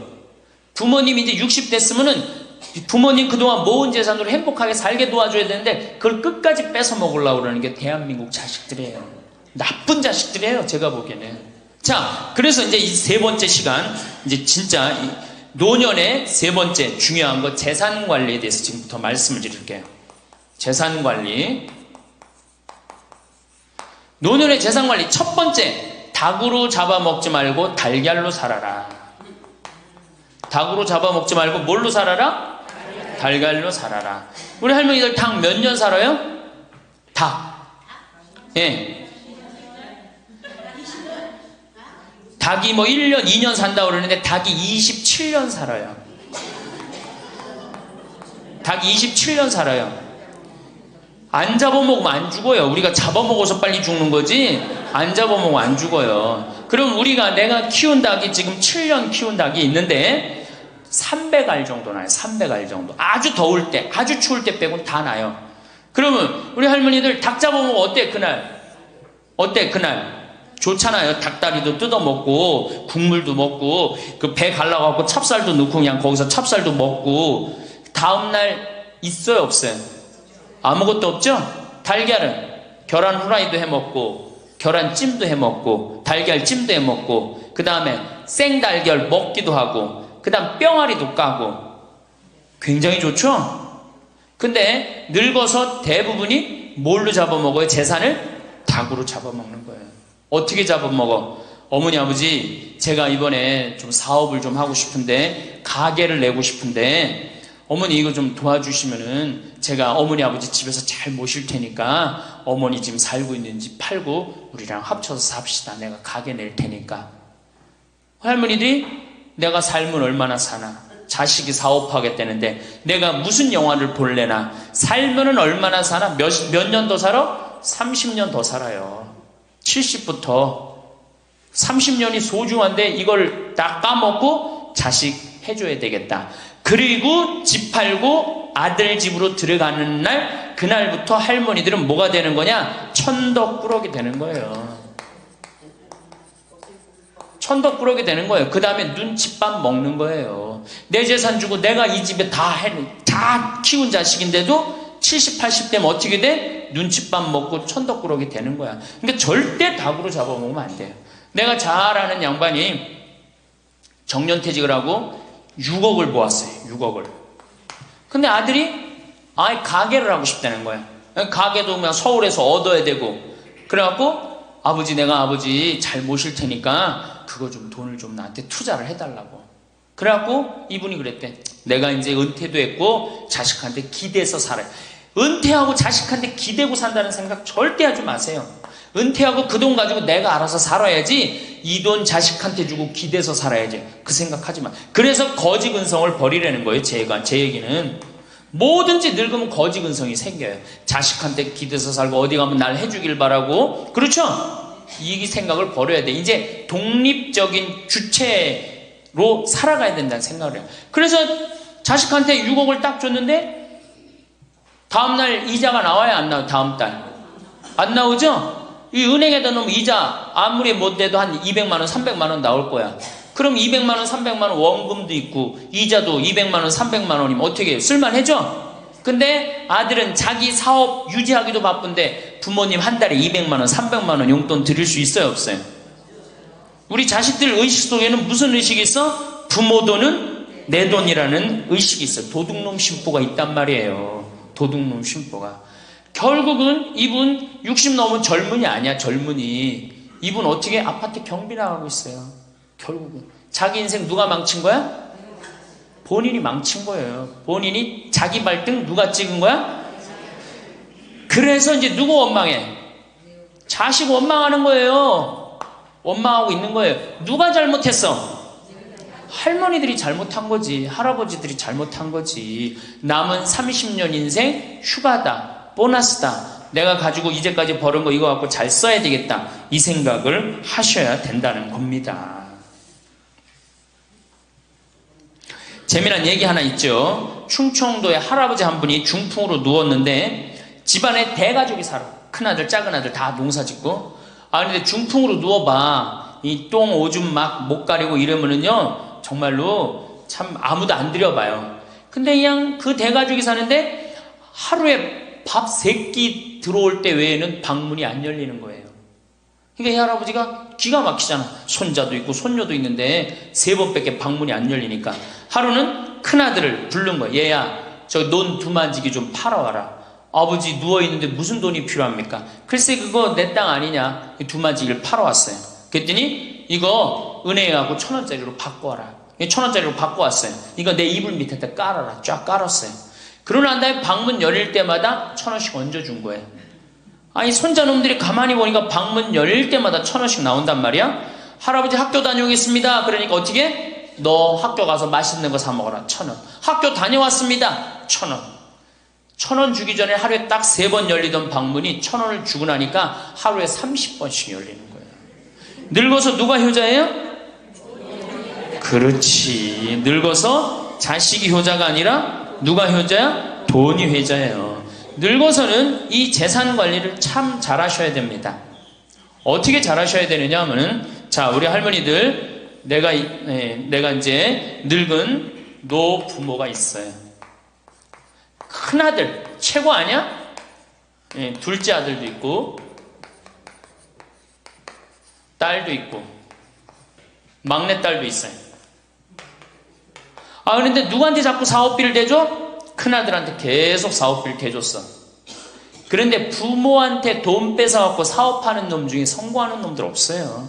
쉽게 들어온 거 갖고 어떻게 성공을 해요? 그래갖고 이놈이 IMF 때 쫄딱 망했어. 쫄딱 망해갖고 집도 다 날라가 버렸어. 집도 다 날라가니까 이 노부부도 이제 돈 한 푼 넣고 다 날렸어. 보증승 것까지 해갖고 은행에 다 날렸어. 그러면은 둘째 아들네 집에 가면 둘째 아들이 받아줄 것 같아, 안 받아줄 것 같아? 안 받아주죠? 나 힘들고 어려울 때 어머니 아버지가 나한테 해준 게 뭐 있냐고 그 좋아하는 큰아들한테 가라고 그 쫓겨나는 거예요. 그리고 여기 딸한테 가면 딸이 받아줄 것 같아요? 그 좋아하는 엄마 아들한테 가라고 그러고 갈 데가 아무것도 없는 거예요. 나이 먹어갖고 한 자식한테 재산 주는 것처럼 어리석은 게 없어요. 그리고 재산을 줘서도 안 되고. 그러니까 기브 앤드 테이크를 해야 돼. 나이 먹어서 기브 앤드 어떻게? 테이크. 주고 받아야 돼. 제가 평화방송에서도 한번 얘기했지만 우리 어머니가 저한테 예전에 내 차가 고장이 났었어요. 에어컨이. 그랬더니 내 차를 한번 타보시더니 신부님 차 고장이 나갖고 어떻게 하느냐고 그래갖고 은행에서 돈을 찾아갖고 10,000원짜리를 이렇게 신문지에 싸갖고 왔어. 너 수프로 갖고 뭐 어떤데. 그래갖고 이렇게 싸갖고 왔어요. 그래서 어머니가 주신 돈으로 소나타, EF 소나타 골드를 샀어요. 그러니까 내가 어머니가 나한테 그 엄청난 좋은 차를 사줬기 때문에 난 지금 어머니한테 용돈 드리는 거 하나도 아깝지 않아요. 아깝지 않을 뿐더러 지금 내가 용돈을 앞으로 10년을 드려도 못 갚아요. 그러니까 기브 앤드 테이크야. 우리 누나도 어머니가 차를 한 대 사줬어요. 누나도. 그래갖고 어머니가 강원도 놀러 가고 싶다. 언제든지 모시고 와. 왜? 차 사줬으니까. 지리산 놀러 가고 싶다. 그럼 언제든지 모시고 가요. 기브 앤드 테이크예요. 큰아들, 딸이 대학에 들어갔어요. 작년에 어머니가 그렇더라고. 내 첫 손녀 대학 들어가니까 대학 등록금은 내가 내마. 그거 딱 내주는 거예요. 얼마나 좋아요. 네. 그러니까 우리 집은 어머니가 수원 정자동에 사는데 자식들이 반경 1km에 다 붙어 삽니다. 왜 붙어 살까요? 떨어지는 고물이 있잖아요. 떨어지는 고물이. 네. 그러니까 반경 1km 다 붙어 사는 거예요. 또 반대로 제가 우리 자식들한테 원칙을 정해놨어요. 부모님한테 용돈 드리는 원칙. 그래서 우리 어머니 아버지가 1년에 연봉 2천만 원이 넘어요. 자식한테 받는 용돈이. 많이 받죠? 그러면 그 돈 가지고 어머니 아버지가 당신을 위해서 쓰십니까? 또 모아뒀다가 어떻게? 자식한테 쓰고. 그래야지 치매가 안 걸리는 거예요. 저는 정말로 감사한 게 우리 어머니 아버지가 아직도 아파서 병원에 입원 한 번도 안 했다는 거예요. 지금도 뭐 이제 소백산에 송이 캐러 가신다고 나한테 전화를 하셨어요. 가실지 안 가실지 모르겠지만 그럼 또 소백산 꼭대기까지 뛰어 올라갔다 뛰어 내려오는 거예요. 우리 아버지. 그게 좋은 거예요. 부모 자식 지간이 그래야지 뭐가 싹 터요? 사랑이 싹 트는 거예요. 효도는 이제 없어진 시대고 뭐만 남아있는 거예요? 사랑을 하느냐 안 하느냐만 남아있는 거예요. 이걸 누가 잘해야 돼? 할머니들이 잘해야 되는 거예요. 한 자식한테 몰아주지 말고 네? 어느 자식 불쌍하다고 뭐 계속 보증서 주지 말고 그럴 것도 없어요. 그냥 은행에 가갖고 어떻게 딱 맡기고 난 다음에 그거 갖다가 쓰면 되는 거예요. 자, 닭으로 잡아먹지 말고 뭘로 해라? 달걀로 살아라. 그러니까 자식한테 절대 주지 말고 그럼 신부님 무슨 재주로 달걀로 삽니까? 방법이 뭡니까? 부동산에 집착하지 마라. 늙어서 부동산에 집착하지 말라. 우리 할머니들 지금 안양 거기 그 주공하고 이 인공마을 그 개발돼 갖고 지금 아파트 한 채 3억, 4억, 5억 한다 그러죠? 그러면 할머니들이 지금 4억짜리 아파트 살 이유가 있어요? 4억짜리 살 아파트가 있어요? 그걸 팔으라는 거예요. 그거를 팔고 어떻게? 15평, 20평으로 가라는 거예요. 지금 3번에 보면 50평 이 은퇴한 할머니 할아버지들이 50평에 사는 할머니들이 무지 많아요. 50평이 밥 먹여줘요? 뭐만 나와? 관리비만 더 나올 거 아니야. 관리비만. 근데 어떤 할머니들이 그런 할머니들이 있어. 자식들이 찾아오면은 집이 넓어야 되지 않느냐고. 자식들이 1년에 몇 번 찾아오는데 1년에 2-3번 밖에 더 와요? 추석 때, 생일 때, 그 다음에 설 때. 그 외에는 거의 안 찾아온단 말이에요. 그걸 위해서 50평짜리를 그냥 깔고 앉아서 20년, 30년 앉아있는다는 건 말도 안 되는 거예요. 그러니까 미국은 부동산이 30%, 금융이 70%라는 거예요. 그러니까 만약에 좁은 집에 해갖고 은행에다가 이 집 3번에 뭐 5억, 6억이라는데 그거 은행에다 넣어놓으면은 어머니 아버지 인사 갈게요. 그래 인사 오면 내가 호텔로 와라. 호텔에서 내가 맛있는 거 사줄 테니까. 그리고 먹어서 보내요. 그럼 뭘 집에서 그걸 기다리고 있어요. 그래서 부동산 지금 영모기지론이라는 거 아시죠?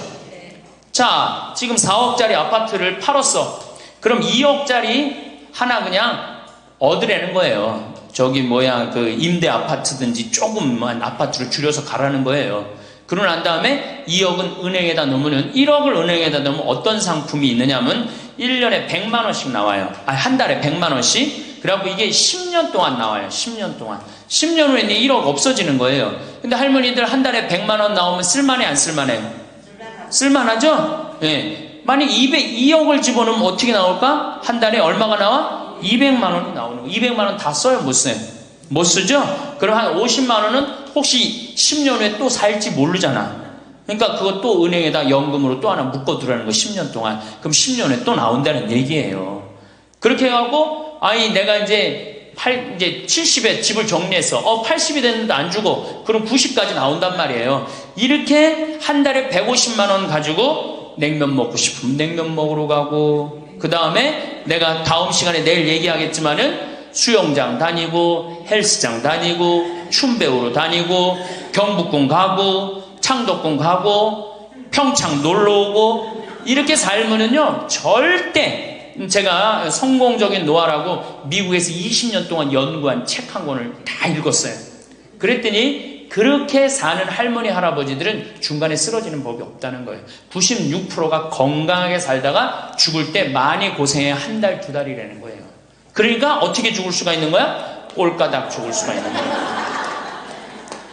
돈을 쓰다 죽어야지 꼴까닥 죽는 거지, 안 쓰고 가만히 있으면 바로 병든다는 거예요. 바로 병든다는 거예요.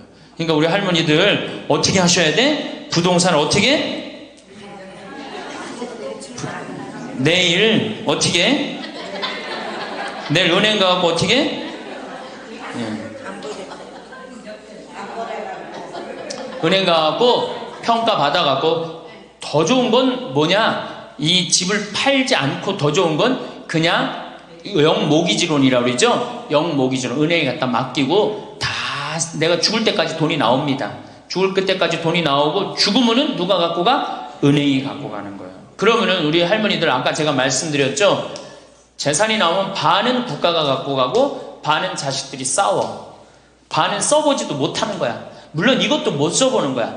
근데 내가 이걸 전부 다 은행에다 맡겨갖고 요 자식 용돈 주고 싶으면, 아까 기브앤테이크 말씀드렸죠? 용돈 주고 싶으면 용돈 주고 먹고 싶으면 다 내가 쓰다가 나라 경제도 돌아가잖아. 500만 명이 이렇게 쓴다고 생각해봐. 경제 돌아갈 것 같아? 안 돌아갈 것 같아요? 잘 돌아가요. 쓰고 싶은 거 쓰고 하고 싶은 거 하고 다니고 싶은 거 다니고 다 하다가 죽으면 누가 갖고 가? 은행이 갖고 가는 거야. 자식도 안 싸우고 얼마나 좋아요.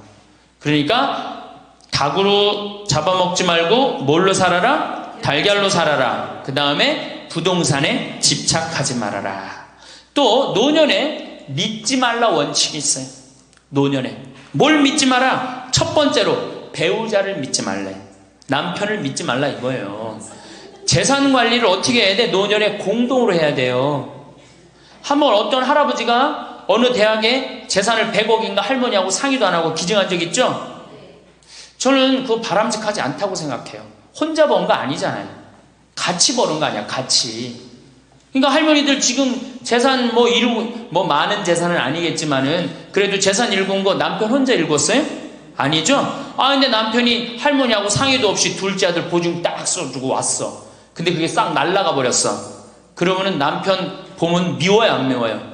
죽을 때까지 미운 거예요. 그건 삶하고 직접 연결되기 때문에. 그러니까 배우자를 믿으면 안 돼요. 제가 본당 신부할 때 농담 반 진담 반으로 항상 그래요. 마누라를 믿지 말아라. 그럼 할아버지들 와서, 신부님 그래도 우리가 어떻게 살았는데 마누라가 내 돈을 해먹을 수가 있겠어요? 그건 가봐야 하는 겁니다. 가봐야 하는 겁니다. 그런데 제가 여기 이제 본당 신부 관두고 이제 평창에 와서 농사 짓고 사는데 할아버지 한 분이, 내가 세례를 주는 할아버지예요.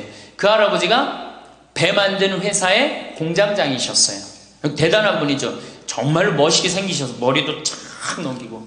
그런데 저한테 와갖고 나하고 얘기를 좀 하자고 그러더라고요. 그래서 얘기했더니 신부님이 교리하고 신부님이 강론할 때 마누라를 믿지 말고 자식을 믿지 말라고 그랬는데, 제가 그 얘기 들었을 때 내가 이 가정을 위해서 평생을 노력했는데 나를 무시할 수 있을까, 그런 생각을 했대요. 근데 당신이 은퇴하고 난 다음에 자식들 아파트 한 채씩 다 사주고 평생 배 만든다고, 자식들은 서울에서 살지만 본인은 저 아래 가서 살았단 말이야. 너무너무 미안해갖고 이 아파트 이름도 부인 이름으로 해주고 부인한테 2억인가 3억인가 현찰로 탔대요. 그러니까 자기 가족인 걸 다 나눠준 거예요. 근데 그게 딱 나눠주고 나니까 부인이 이혼하자고 그랬대요. 이혼하자고. 정말로. 그래서 너무 놀랬대요.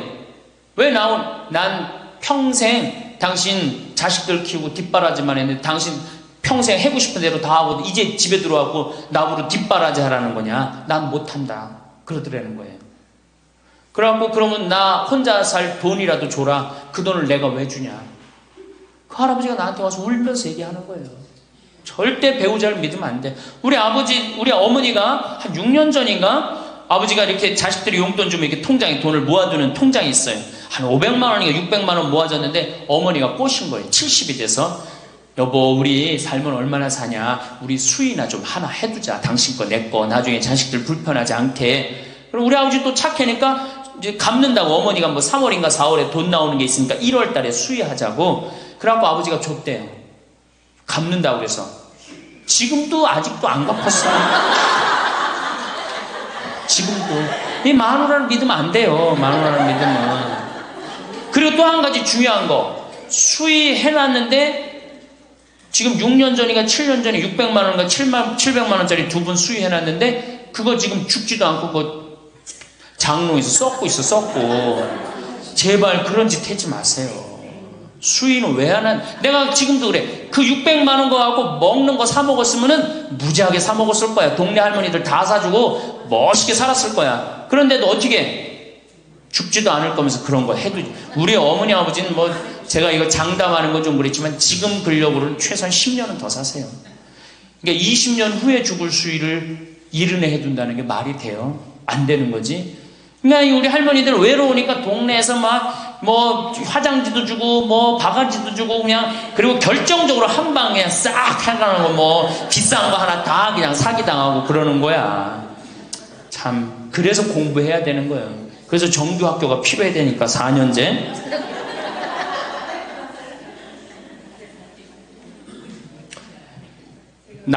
배우자를 믿지 마라. 두 번째 누구를 믿지 마라? 자식을 믿지 마라. 올해 아주 재미난 통계가 하나 나왔어요. 자식을 고생해서 이 자식을 다 키웠잖아요. 자식이 생활비로 지원받는 게 70 넘은 부모님들이 자식한테 1년 동안 생활비 지원받는 게 100만 원이야. 100만 원. 40%의 부모님들이 자식한테 1년에 100만 원 지원받아요. 100만 원 지원받으면 한 달에 얼마일까요? 10만 원도 안 돼. 8만 원, 8만 원. 대학 졸업한 자식이 지원해 주는 건 얼마일까요? 대학 졸업한 자식이 146만 원이에요. 대학 졸업한 자식이. 그러니까 대학 졸업한 자식은, 대학 안 졸업한 자식은 9만 원 정도 부모한테 대주고 대학 졸업한 자식은 11만 원, 2만 원 정도 대주는 거예요. 대학 보내나 안 보내나 늙어서는 어떻게? 똑같아.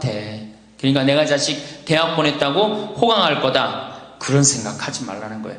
자식들이 투자는 저희에게 맡기시고 당신은 인생에 투자하십시오. 딱 쪽박 차기 쉬운 얘기예요. 지금 시대가 어떤 시대인데. 그래서 노년은 투자하는 시기가 아니라 뭐 하는 시기야? 관리하는 시기예요. 투자하는 시기가 아니라 관리하는 시기야. 노년은. 그러니까 우리 할머니들은 내가 가지고 있는 거 얼마나 관리하느냐에 따라서 삶이 결정돼. 그리고 이 투자라는 거 재미난 얘기 하나 해줄게요. 또 자, 미국이 인베스트 뱅크라고 그래. IB 은행이라고 그래요. 투자 은행이라고 그래.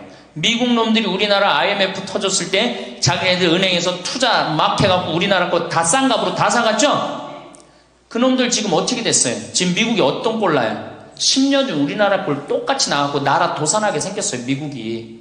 투자라는 건 위험한 거예요. 투자라는 건. 이게 자본주의가 결코 좋은 게 아니에요. 자본주의가. 이 도둑놈들이지. 돈 모아갖고 가난한 거 뺏어갖고 열심히 일궈놓은 거 다 뺏어가고, 이게 현대 자본주의야. 좀 어려운 얘기하면 신자유주의라는 거야. 이건 뭐 알 필요도 없지만 하여튼 굉장히 나쁜 거예요. 미국 놈들이 주장했던 거고. 누가 반대한 거야? 요한 바오로 2세 교황님이 철저하게 반대하고 지금 베네딕토 16세 교황님도 철저하게 반대한 게 바로 신자유주의예요. 신자유주의라는 게 뭐냐? 미국에 돈 많은 놈들이 우리나라 회사 살 수 있는 거. 그게 신자유주의예요. 그러니까 이 벽을 없앤 거예요. 나라의 벽을 없애갖고. 그런데 그 놈들이, 투자한 놈들이 지금 어떻게 됐어? 쫄딱 망하게 생긴 거예요. 그러니까 지금은 어디든 내가 가지고 있는 걸 잘 관리하는 게 훨씬 중요한 거예요. 우리 할머니들 지금 뭐 어디 땅 사갖고 땅값 뛰면 뭐 하려고. 내가 아파트 지금 내가 어떤 할머니를 보니까 83살인데 판교에 청약을 했어. 판교에 청약을. 그럼 83살 먹은 할머니가 판교에 청약한 이유는 오로지 뭐 하나야? 자식한테 물려주려고 그러는 거. 왜? 10년, 뭐 지금은 또 제도가 바뀐다고 그러지만 10년 동안 그 판매를 못하게 돼 있어요. 아파트를 한번 사도. 안타까운 거죠. 그거 할 돈 있으면 10년 동안 할머니 시큰 쓰다 죽어야 되는데 죽으면서까지 누구 생각하는 거? 우리는 자식들 생각하는 거야. 참. 근데 그 자식들이 그런 부모를 안 하냔 말이야. 아까 시 읽은 것처럼 자식 위에 쓰는 돈은 아낌없이 쓰건만은 부모 위에 쓰는 돈은 하나둘씩 따져보네. 자식들의 손을 잡고 외식함도 잡건만은 늙은 부모 위해서는 외출 한번 못하도다. 또 얘기하잖아. 애완동물 병이 나면 가축병원 달려간다. 그러니까 우리 할머니가 10번째라고. 맞아요. 그 자식들한테 뭘 그렇게 해 대냔 말이야. 제발 그러지 마세요. 다 쓰다가 남으면 누구한테 갖다 줘? 한시모님한테 갖다 줘. 한시모님한테 갖다 주기 싫으면 나한테 갖고 오든지, 아니면 나한테 갖고 오기 싫으면 어디에 갖다 줘? 복지시설에 갖다 주고 돌아가세요. 자식한테 주지 말고.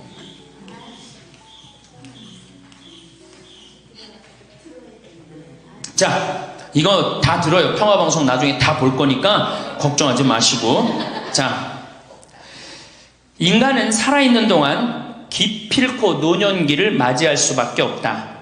각기 연령층에 따라 특별한 은총을 갖고 있기에 늙는다는 것을 굳이 슬퍼할 이유는 없다. 늙었다는 것이 어떤 특별한 자랑이 될 것도 아니련만 고집들이 보통이 아닌 것이 오히려 서글프다. 늙어서 친구들이 더 그리우면서도 만나면 너그럽게 이해하고 보살펴 하련만 남의 탓 들춰내면서 자기 우정의 교류를 단절시키는 것이 아쉽다. 자꾸 나이를 먹으면 단절을 한단 말이야. 그러지 말라는 거예요. 마음도 넓게 가지고. 살아온 길이 각기 다르기 때문에 너와 내가 서로 다름을 깊이 인정하여야 하지만 자기만의 삶의 길이 옳은 것인양 우쭐대는 모습이 우습다. 늙어서는 새롭게 만나게 되는 사람도 점점 적게 된다는 것을 알고 만났던 사람들에게 더욱 애정을 쏟으면서 만났던 것을 아름다움으로 간직하고 소중하게 여겨야 한다. 그러니까 우리 할머니들 비산동 성당에서 10년, 20년 같이 다 사귀어왔던 친구 아니에요? 그러니까 누구한테 더 각별해야 돼? 친구들한테 더 각별해야 된다는 거예요. 지난 세월의 삶이 소중한 것이고 거룩한 것이기 때문에 지금 흐르는 이 순간들을 정성을 들여 값지게 살아야 한다. 그러니까 지금 값지게 살아야 된다는 거예요. 값지게. 예. 그 구리에 있는 성 베드로 대학이라는 구리 성당에 있는 성 베드로 성당에 강의를 갔어요. 그랬더니 강의하기 전에 할머니들이 다 일어나더라고. 봉사자들이 딱 앉더니 수업하기 전에 한 번씩 노인 10계명을 딱 하는데 그분들이 정한 것 같아. 근데 너무 멋있더라고. 그래서 요거 읽어 한번 드릴게요. 1. 당황해하거나 성급해하지 말고 뛰지 말라. 나이를 먹으면 자꾸 당황할 때가 많죠? 그렇죠? 그리고 막 여기 할머니들 여기 와갖고 방이 어딘지 모르고 막 옥상으로 올라가는 할머니들도 있어요. 그런데 그럴 때 어떻게? 당황해하지 말고 성급해하지 말고 물어보면 돼. 근데 나이를 먹으면 자꾸 당황을 하고 성급해. 그리고 안 되면 그 다음에 신경질을 부려요. 왜 이러냐고. 할머니들 아까 저 밑에서 여기 위에 올라올 때 힘들었어 안 힘들었어요? 그 여기 모든 할머니들이 우리 계단에 올라올 때 막 승질을 내. 힘들다고. 이렇게 꼭대기에 있느냐고. 관광버스 여기까지 끌고 올라오지 왜 우리를 저기 밑에서 내려놓냐고. 힘들면 쉬었다가 올라오고 힘들면 쉬었다가 올라오고 힘들면 쉬었다가 올라오면 되지. 그러니까 절대 당황하지 말라는 거예요. 두 번째, 자식이 무엇을 해줄까를 기대하지 말라. 참 좋은 얘기 같아. 그러니까 할머니들이 서서 이걸 다 외우더라고. 자식이 뭘 해줄까 기대하지 말라. 거지근성을 버리라는 거예요. 거지근성. 누가 날 해줄까. 돈 제일 많이 깔고 있는 건 누구? 할머니 할아버지들이 제일 많이 깔고 있는 거야. 근데 그거를 쓰는 방법을 모르는 것 뿐이죠. 이제 쓰는 방법을 배우세요. 내일 은행에 가갖고 잡히세요. 잡혀갖고 대출해갖고 한 달에 100만 원씩 딱딱 연금으로 이렇게 빼서 딱딱 쓰는 돈 쓰는 재미로 늙어서 살아야지 그 재미 없으면 못 살아요. 예. 세 번째, 고집 부리지 말라. 고집 부리지 말라. 60년, 70년 살아온 가닥이 있잖아요. 그렇죠? 그러니까 그 경험을 절대 포기하지 않는 거예요. 그러니까 새로운 걸 안 받아들이는 거지. 예. 고집 피는 할머니들 많죠. 네 번째, 시샘하지 마라. 왜 이렇게 또 욕심이 많아? 나이 먹으면 그냥 옆집 할망구가 뭐 아들이 와서 뭐 했다고 그러면 그냥 참 속에서 그냥 부글부글 끓죠. 예, 시샘하지 말라. 다섯 번째, 공치사하지 말라. 이것도 참 좋은 것 같아요. 공치사. 내가 니네들 어떻게 키웠는데, 내가 니네들 어떻게 키웠는데, 아플 때 업어서 밤에 이 약국에 달려가고 막 두들겨갖고 내가 너를 어떻게 키웠는데, 그냥 대동아 전쟁부터 뭐 이렇게 할 얘기가 많아. 얘기만 하면 그냥 대동아 전쟁에 시집와갖고 고생한 얘기, 6.25 전쟁 때 피난 간 얘기, 전쟁 끝나고 나는데 똥구멍이 찢어지게 가난한 게 고생한 얘기, 그냥 줄줄이 그냥. 근데 우리 할머니들 과거 얘기하지 마라. 뭘 얘기해? 미래. 앞으로 뭘 할 거다. 내가 앞으로 3년 동안 돈 모아서 성지순례 갈 거다. 3년 동안 돈 모아서 내가 제주도 이시돌 목장 갈 거다. 내가 돈 모아갖고 뭘 할 거다. 미래를 얘기하란 말이야. 과거 얘기하지 말고. 심지어 우리가 다 살았는데 다 살긴 뭘 다 살아. 아직도 20년, 30년 남아있는데.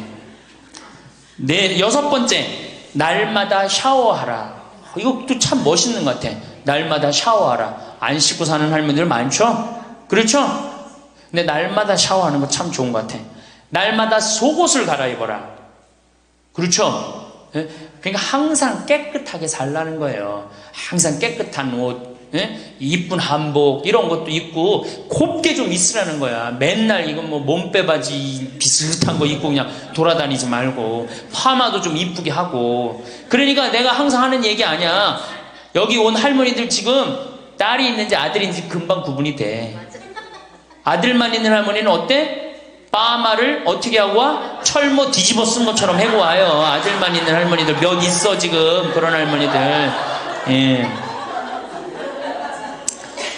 자기 아들은 엄마가 파마를 철모 뒤집어 쓴 거 했든지 뭐 했든지 관심 없어요. 딸이나 돼야지 엄마 그 좀 염색도 좀 하고 웨이브도 좀 이렇게 주고 그러라고 그러지. 이 여덟 번째, 많이 듣고 조금만 말하라. 많이 듣고 많이 들으라는 거는 공부하라는 얘기예요. 공부. 제가 내일 이제 그 얘기는 드릴 거예요. 그 다음에 아홉 번째, 많이 움직이고 많이 걸어라. 이 굉장히 중요해요. 나이 먹으면 자꾸 근육이 땡기기 때문에 걷고 싶어, 안 걷고 싶어요? 안 걷고 싶죠? 그러니까 안 걷고 싶으니까 그냥 집에서 참 쪼그리고 앉아있어. 쪼그리고 앉아있으면 굳는 거예요. 그대로 굳어버리는 거예요. 쪼그리고 앉아있으면. 그러니까 가능한 한 많이 걸으라는 거야. 그냥 다닐 수 있을 때까지 다니시는 게 좋은 거야. 열 번째, 이게 이제 그 얘기를 딱 해내. 욕심을 줄이고 나누어 주어라. 욕심을 줄이고 나누어 주어라. 계속 나눠주고 이제 얼마 안 남았는데 뭘 그렇게 끌어안아. 계속 나눠주라는 거예요. 계속. 그래서 이게 우리 할머니들, 제가 우리 할머니들 보면은 어디 잔치집에 가면은 뭐부터 챙겨? 음식 싸가려고 그러죠? 욕심 피는 거예요. 음식 싸가려고 그러고 하나라도 더 가져가려고 그러고. 아니 지금 가지고 있는 거 고아원에 떡 한 번 갖다 주고 무료양론에 밥 한 번 더 갖다 주는 게 지금 급선무지. 내가 싸갖고 가갖고 그거 다 상인 거 뭐 하려고 먹어. 그러니까 우리 할머니들 어르신 성경대학에 전심 줘야 안 줘요? 주죠? 1년에 보통 며칠 정도 얻어먹어요? 한 40일?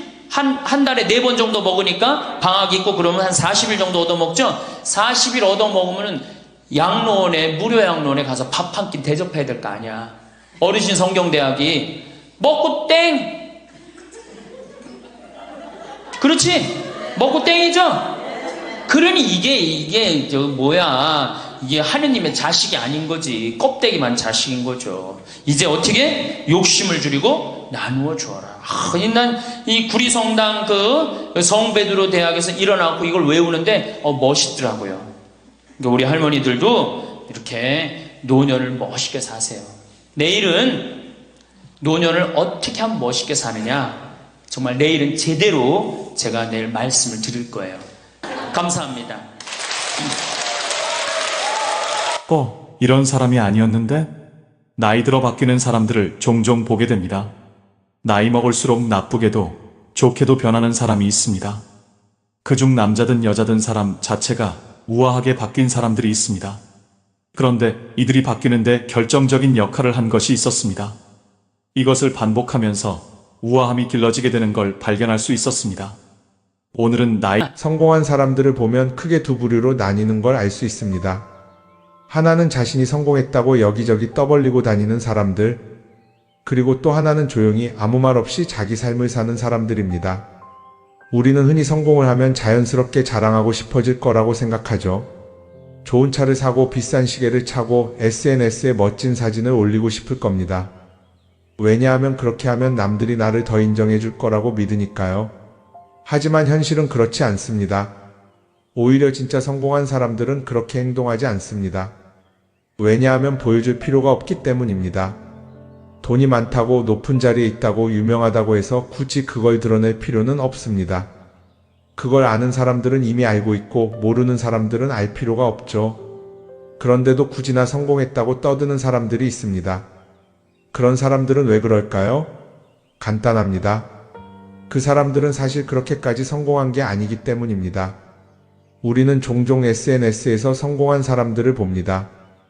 해외여행을 가고 고급 레스토랑에서 밥을 먹고 멋진 차를 타고 다니는 모습? 그런데 가만히 보면 그런 걸 보여주는 사람들은 언제나 뭔가를 팔고 있습니다. 강의를 팔든 자기 브랜드를 홍보하든 아니면 단순히 자기 자존감을 유지하려고 하든 간에 결국 목적이 있는 거죠. 진짜 부자들은 그렇게 하지 않습니다. 오히려 조용히 아무도 모르게 자기 일을 합니다. 왜냐하면 자랑해서 얻을 게 없기 때문입니다. 오히려 괜히 잘난 척했다가 사람들에게 이용당하거나 시기와 질투를 받거나 쓸데없는 오해를 사는 게 더 피곤합니다. 이건 단순한 돈 이야기가 아닙니다. 사회적인 성공을 이룬 사람들도 마찬가지입니다. 진짜 실력 있는 사람들은 자기 실력을 굳이 떠벌리지 않습니다. 왜냐하면 그럴 필요가 없으니까요. 자기 분야에서 최고라면 사람들이 먼저 알아서 찾아옵니다. 반대로 실력이 부족한 사람일수록 자기를 포장하려고 애씁니다. 우리가 흔히 듣는 말이 있죠. 빈수레가 요란하다. 이 말이 괜히 있는 게 아닙니다. 정말 내실이 있는 사람들은 굳이 시끄럽게 굴지 않습니다. 반대로 겉만 번지르르한 사람들은 자기가 얼마나 대단한지 떠들고 다닙니다. 이걸 좀 더 현실적인 예로 들어볼까요? 동창회에 나가면 꼭 이런 사람이 있습니다. 옛날에는 별거 아니었는데 갑자기 잘 됐다고 나타나서 자기가 얼마나 성공했는지 자랑하는 사람. 처음에는 다들 와 대단하다 하고 들어주지만 시간이 지나면 어떨까요? 대부분 속으로 이렇게 생각할 겁니다. 저 사람 뭐 저렇게까지 티를 내? 결국 그런 사람은 점점 멀어지게 됩니다. 반면에 정말 성공한 사람들은 조용합니다. 굳이 자기가 어떻게 살고 있는지 설명하지 않죠. 그런 사람들은 오히려 주변에서 먼저 알아보고 자연스럽게 존경을 받습니다. 그게 진짜 성공입니다. 그럼 우리는 어떻게 해야 할까요? 내가 뭔가를 이루었을 때 굳이 남들에게 알릴 필요가 있을까요? 물론 가까운 사람들에게 좋은 소식을 전하는 건 좋습니다. 하지만 굳이 모든 사람들에게 나 이렇게 잘 살고 있어요 하고 알릴 필요는 없습니다. 그런 행동은 결국 나에게 득이 되지 않습니다. 성공이라는 건 원래 조용한 겁니다. 내가 잘 되고 있으면 주변 사람들이 자연스럽게 알게 됩니다. 굳이 내가 말하지 않아도 내 행동과 태도에서 묻어나오게 되어 있습니다. 그러니 굳이 보여주려고 애쓰지 마세요. 오히려 그게 더 진짜 성공한 사람의 태도입니다. 사람은 사회적 동물이라고 하잖아요. 혼자 살아갈 수 없고 결국 사람과의 관계 속에서 기쁨도 얻고 때로는 상처도 받습니다. 그런데 한 가지 생각해 볼 게 있어요. 우리가 정말 인간관계가 필요해서 맺고 있는 걸까요? 아니면 그냥 그래야 한다고 배워서 어쩔 수 없이 유지하고 있는 걸까요? 어릴 땐 친구 많으면 좋다고 하죠. 사회생활에서도 인맥이 중요하다는 말을 많이 합니다. 그런데 정작 주변을 보면요. 인간관계가 넓은 사람일수록 스트레스를 더 많이 받아요. 전화벨이 울릴 때마다 이번엔 또 무슨 부탁일까 싶고 단체 채팅방에서 메시지가 올 때마다 이걸 또 어떻게 대답해야 하나 고민하죠. 관계가 많아질수록 책임과 피로도 함께 늘어나는 겁니다. 어떤 사람들은 인간관계를 줄이면 외롭지 않겠냐고 해요. 그런데 가만히 생각해보면 진짜 외로움을 느끼는 순간이 언제인지 아세요? 오히려 불필요한 인간관계 속에 있을 때입니다. 같이 밥을 먹고 얘기를 나누는데도 뭔가 허전하고 대화가 컥 돌고 속마음을 나누지도 못할 때, 그럴 때 우리가 더 외롭다고 느끼죠. 그렇다고 당장 인간관계를 다 끊어버릴 순 없겠죠. 하지만 적어도 내가 정말 소중하게 여겨야 할 관계와 그냥 관성적으로 유지하는 관계는 구분할 필요가 있습니다. 예를 들어 매번 나한테 부탁만 하고 정작 내가 어려울 땐 연락 한 번 없는 사람. 내가 실수하면 뒷담화를 하면서 내 앞에서는 웃는 사람. 이런 관계를 굳이 계속 이어갈 이유가 있을까요? 가끔은 이런 경험도 있을 거예요. 우연히 어떤 사람과 친해졌는데 만난 지 얼마 되지도 않았는데 너무 많은 걸 털어놓는 사람들 있죠. 자기 속사정부터 가족 문제, 직장 고민까지 쏟아내는 사람들. 이런 경우 두 가지의 가능성이 큽니다. 하나는 그냥 감정적으로 의존할 사람이 필요해서일 수도 있고 또 하나는 내가 믿을 만한 사람인지 떠보는 걸 수도 있어요. 어떤 경우든 이런 관계는 오래가기 어렵습니다. 사실 친밀함이라는 건 시간이 필요한 법이에요. 적당한 거리를 두고 천천히 서로를 알아가야 하는데 초반부터 급격하게 가까워진 관계는 쉽게 무너지는 경우가 많습니다. 처음엔 친하다고 생각했는데 어느 순간 사소한 일로 틀어지고 결국 남보다 못한 사이가 되는 거죠. 그러면 인간관계를 어떻게 해야 할까요? 답은 간단합니다. 억지로 맺지 말고 굳이 유지하려고도 하지 않는 거예요. 내가 편한 관계라면 자연스럽게 이어질 것이고 그렇지 않다면 서서히 멀어질 겁니다. 그리고 그걸 억지로 붙잡지 않아도 괜찮습니다. 관계를 유지하는데 에너지를 쓰기보다는 정말 소중한 관계에 집중하는 게 더 낫지 않을까요? 어떤 사람은 내가 인간관계를 줄이면 나중에 나 혼자 남는 거 아니냐 걱정하기도 해요. 그런데 생각해보면요, 진짜 나를 위하는 사람은 많지 않아요. 인간관계를 줄인다고 해서 완전히 혼자가 되는 게 아닙니다. 오히려 불필요한 관계를 정리하고 나면 남아있는 관계들이 더 단단해지고 가치 있게 느껴질 겁니다. 예전엔 인맥이 자산이라는 말을 많이 했어요. 그런데 요즘은 꼭 그렇지도 않죠. 오히려 불필요한 인간관계가 많으면 그게 짐이 될 수도 있어요. 적당한 거리, 적당한 선. 이걸 잘 지키는 게 결국엔 가장 편한 인간관계를 유지하는 방법 아닐까요? 한번 곰곰이 생각해 보세요. 지금 내 주변에 있는 사람들 중에서 내가 정말 편하게 만날 수 있는 사람이 몇 명이나 되는지, 내가 억지로 맞춰주고 있는 관계는 없는지. 관계를 줄이면요, 외로워지는 게 아니라 오히려 더 자유로워집니다. 그리고 자유로워진 만큼 내 인생에서 정말 중요한 것에 집중할 수 있게 됩니다. 인간관계 너무 많은 걸 신경 쓰다 보면 정작 중요한 걸 놓칠 수 있어요. 그러니까 이제는 한 번쯤 정리해보는 것도 나쁘지 않을 겁니다. 사람들이 돈을 많이 벌고 싶어 하는 이유가 뭘까요? 단순히 돈이 많으면 좋으니까? 물론 그것도 있겠지만 사실 돈을 원하는 진짜 이유는 더 나은 삶을 살기 위해서겠죠. 그런데 문제는 돈을 많이 번다고 해서 반드시 삶이 나아지는 건 아니라는 겁니다. 오히려 더 많이 벌수록 더 많이 쓰게 되는 경우가 많아요. 가끔 이런 생각해 본 적 없으세요? 예전에는 돈이 지금보다 훨씬 적었는데 이상하게 그때가 더 여유로웠던 것 같다. 왜 그럴까요? 사실 우리가 원하는 건 돈 그 자체가 아니라 돈을 통해 얻을 수 있는 자유인데 돈을 벌면 벌수록 그 자유를 잃어버리는 경우가 많아요. 더 좋은 차, 더 좋은 집, 더 좋은 옷을 사면서 점점 더 많은 돈이 필요해지고 결국엔 돈을 벌기 위해 또다시 일해야 하는 악순환에 빠지게 되는 거죠. 한번 생각해 봅시다. 우리가 정말 필요해서 뭔가를 사는 경우가 얼마나 될까요? 필요해서라기보다는 남들이 가지고 있으니까, 없어 보이기 싫으니까, 혹은 그냥 기분 전환을 위해서 소비하는 경우가 훨씬 많아요. 그리고 그런 소비를 할 때마다 스스로 이렇게 합리화를 하죠. 이 정도는 나를 위한 투자야. 그런데 가만히 보면 그 소비가 진짜 나를 위한 소비인지 아니면 그냥 사회가 만든 기준에 끌려가고 있는 건지 헷갈릴 때가 많습니다. 예를 들어 예전에는 스마트폰 하나면 충분했는데 이제는 스마트워치도 있어야 하고 무선 이어폰도 필요하고 태블릿도 있어야 할 것 같고 하나를 사면 또 다른 무언가가 필요해지는 시기예요. 사실 이건 우리가 그렇게 만들어진 겁니다. 광고도 그렇고 SNS도 그렇고 자꾸 우리에게 이렇게 말하죠. 이걸 사야 더 행복해질 수 있어요. 그런데 정작 그걸 사고 나면 어때요? 처음 며칠은 좋죠. 그런데 시간이 지나면 또 다른 걸 사고 싶어져요. 왜냐하면 물건이 우리를 오래 행복하게 만들어주지는 않거든요. 특히 요즘은 SNS가 이런 소비 심리를 더 부추기는 것 같아요. 예전에는 친구들끼리 만나서 나 새로 샀어 하고 자랑하는 게 전부였는데 이제는 SNS에 올리면서 전 세계 사람들에게 보여주잖아요. 그러다 보니까 남들도 다 뭔가를 사서 올리고 나도 따라해야 할 것 같은 기분이 드는 거예요. 그런데 중요한 건 그 사람들도 사실은 나와 똑같은 기분이라는 겁니다. 내가 남을 부러워하는 만큼 나도 누군가에게 부러움을 사려고 애쓰고 있는 거죠.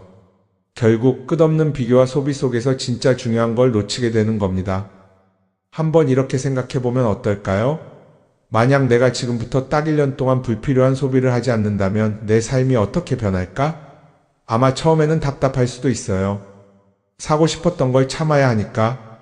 그런데 그걸 몇 번 참고 나면 어느 순간 깨닫게 될 겁니다. 내가 굳이 이걸 안 사도 괜찮네? 그렇게 불필요한 소비가 줄어들면 자연스럽게 돈이 쌓이겠죠. 그런데 돈이 쌓이는 것보다 더 중요한 게 있어요. 바로 마음의 여유가 생긴다는 겁니다. 돈을 쓰지 않는다고 해서 불행해지는 게 아니라 오히려 소비로부터 자유로워지면서 진짜 행복을 찾을 수 있어요. 물론 이걸 실천하는 게 쉽지는 않겠죠. 우리 주변에는 소비를 부추기는 것들이 너무 많으니까요. 하지만 적어도 이런 건 해볼 수 있습니다.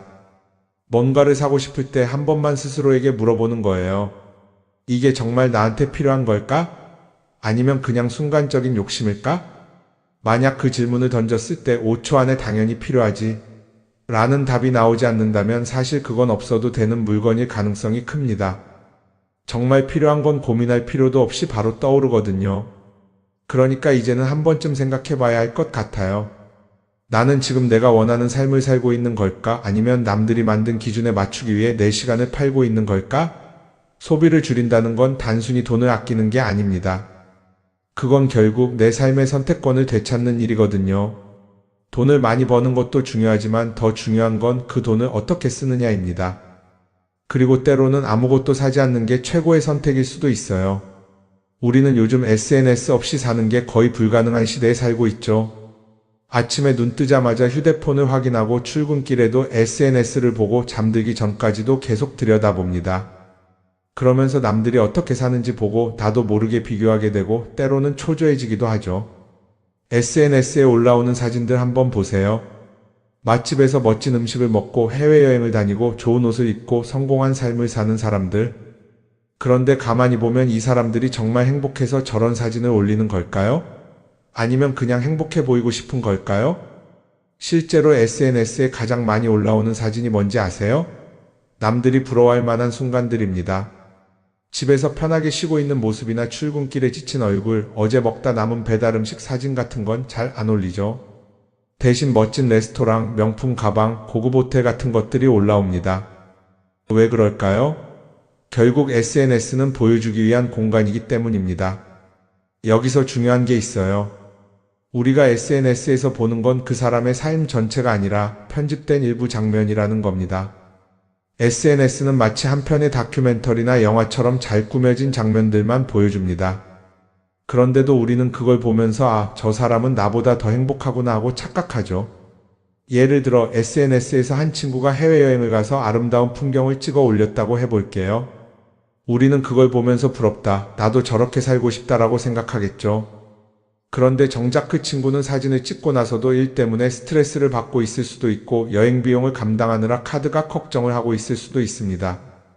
그 부분은 우리는 알 수가 없죠. 그런데 문제는 이렇게 남들과 비교하는 습관이 쌓이면 결국 내 삶이 초라하게 느껴진다는 겁니다. 원래는 그냥 조용히 살아도 괜찮았는데 SNS를 보고 나면 나만 뒤처지는 것 같고 뭔가를 더 해야 할 것 같고 괜히 불안해지죠. SNS는 기본적으로 사람들의 비교 심리를 자극합니다. 남들이 가진 걸 나도 갖고 싶게 만들고 남들이 하는 걸 나도 해야 할 것 같은 기분이 들게 만들죠. 그러다 보니 필요하지도 않은 걸 사게 되고 무리해서라도 화려한 곳에 가게 되고 남들에게 보여주기 위해 사는 삶을 살게 됩니다. 그럼 어떻게 해야 할까요? 사실 정답은 간단합니다. SNS에서 보이는 것들을 곧이곧대로 믿지 않는 것입니다. 그리고 더 중요한 건 남과 비교하는 걸 멈추는 것이에요. 어떤 사람이 비싼 차를 타고 다닌다고 해서 그 사람이 꼭 행복한 건 아닙니다. 좋은 차를 타고 다니지만 밤마다 사업 걱정에 잠 못 이루는 사람도 많아요. 반대로 대중교통을 이용하지만 마음 편하게 사는 사람도 있죠. 결국 행복은 보이는 것이 아니라 느끼는 것입니다. SNS를 덜 보면 덜 불행해진다는 연구 결과도 있어요. 하루 종일 남의 삶을 보면서 비교하는 시간을 줄이면 내 삶에 집중할 수 있는 시간이 많아지는 겁니다. SNS를 완전히 끊을 필요는 없지만 최소한 그 안에 있는 것들이 전부 진짜라고 생각하지 않는 태도는 필요합니다. 우리는 누구나 자신만의 속도로 살아가고 있어요. 남들은 남들대로 사는 거고 나는 나대로 살면 됩니다. SNS에서 남들의 화려한 모습을 볼 때마다 한 번쯤 이렇게 생각해 보세요. 이건 그 사람이 보여주고 싶은 삶일 뿐이다. 그러면 조금은 편해질 겁니다. 사람들은 다들 자기 인생을 살아간다고 생각하죠. 그런데 가만 보면 정말 자기 인생을 사는 사람이 얼마나 될까요? 많은 사람들이 사실은 남이 만들어 놓은 기준에 맞춰서 살고 있어요. 좋은 대학, 좋은 직장, 좋은 차, 좋은 집. 다들 이런 걸 목표로 삼지만 정작 내가 원하는 삶이 뭔지 깊이 생각해 본 적이 없는 경우가 많아요. 이건 어릴 때부터 교육받아온 방식과도 관련이 있어요. 우리는 어릴 때부터 이렇게 살아야 한다는 틀 안에서 자라죠. 공부 열심히 해서 좋은 성적을 받아야 하고 좋은 직장을 가져야 하고 결혼도 적당한 때에 해야 하고 마치 인생이 정해진 수순이라도 있는 것처럼요. 그러다 보니 나 스스로 정말 원하는 걸 고민하기보다는 그냥 남들이 정해놓은 목표를 따라가게 돼요. 그런데 이렇게 남의 기준에 맞춰서 살다 보면 어느 순간 공허함을 느끼게 됩니다. 이게 정말 내가 원했던 삶인가? 하는 의문이 들 때가 오죠. 어릴 땐 성적이 목표였고 사회에 나와서는 연봉이 목표였고 결혼하고 나서는 아이 교육이 목표였는데 그 목표를 이루고 나면 허무한 거예요. 계속 뭔가를 이루긴 했는데 정작 나는 어디에 있는지 모르겠는 거죠. 진짜 중요한 건 내가 원하는 게 뭔지를 아는 것이에요. 그런데 이게 쉽지 않죠. 오랫동안 남의 기준대로 살아왔기 때문에 막상 내가 정말 원하는 게 뭐지? 하고 물어보면 선뜻 대답하기 어려운 경우가 많아요. 하지만 이 질문을 하지 않으면 우리는 평생 남이 정한 기준 속에서 살게 됩니다. 그럼 어떻게 해야 할까요? 첫 번째로 필요한 건 내가 왜 이런 생각을 하게 됐는지 스스로 점검하는 거예요. 예를 들어 내가 비싼 차를 사고 싶다고 생각한다면 그게 정말 내 필요 때문인지 아니면 남들에게 잘 보이기 위해서인지 한번 따져봐야 해요. 만약 남들이 나를 어떻게 볼까 하는 게 더 중요하다면 그건 내 기준이 아니라 사회가 만들어 놓은 기준일 가능성이 큽니다. 두 번째는 다른 사람의 의견에 휘둘리지 않는 연습을 하는 거예요. 우리는 살아가면서 끊임없이 남들의 평가를 받죠. 그 나이에 그런 걸 시작한다고? 지금 그게 가능하겠어? 이런 말들이 우리를 흔들어 놓습니다. 그런데 그런 말에 신경 쓰다 보면 결국 아무것도 하지 못하게 돼요. 중요한 건 남들이 뭐라고 하든 내가 결정하는 거예요. 물론 남의 조언을 들을 수도 있고 참고할 수도 있죠. 하지만 최종 결정은 항상 내 몫이어야 합니다. 내가 결정하고 내가 책임지는 거. 그렇게 해야 내 삶을 온전히 내 것으로 만들 수 있어요. 세 번째는 내가 한 선택에 책임지는 자세를 가지는 거예요. 많은 사람들이 무언가를 선택하고 나서도 후회하죠. 괜히 이걸 했나? 이 선택이 잘못된 건 아닐까? 그런데 한 가지 확실한 건 후회한다고 해서 과거가 바뀌지는 않는다는 거예요. 내가 한 선택이라면 그 선택이 틀렸다고 해도 받아들이고 그 안에서 최선을 다하는 게 더 중요해요. 이렇게 말하면 그럼 실수하면 어떡하죠? 라고 걱정하는 분들도 있을 거예요. 하지만 생각해보면 우리가 실수를 두려워하는 이유도 결국 남의 시선 때문이에요. 내가 실패하면 남들이 날 어떻게 볼까? 이런 걱정이 더 크죠. 그런데 남들은 생각보다 우리한테 관심이 없어요. 우리가 성공하든 실패하든 남들은 자기 삶을 사느라 바빠요. 그러니까 내 인생의 주인은 결국 나 자신이라는 걸 명확히 할 필요가 있어요. 내 선택을 하고 그 선택에 책임지면서 남이 아니라 나에게 맞는 길을 찾는 것. 그게 진짜로 내 삶을 살아가는 방법이 아닐까요? 어쩌면 우리는 너무 오랫동안 이렇게 살아야 한다는 틀 속에 갇혀 있었는지도 모릅니다. 하지만 이제는 한 번쯤 생각해 봐야 합니다. 나는 진짜 내 삶을 살고 있는가? 그리고 만약 아니라면 지금부터라도 조금씩 바꿔보면 어떨까요?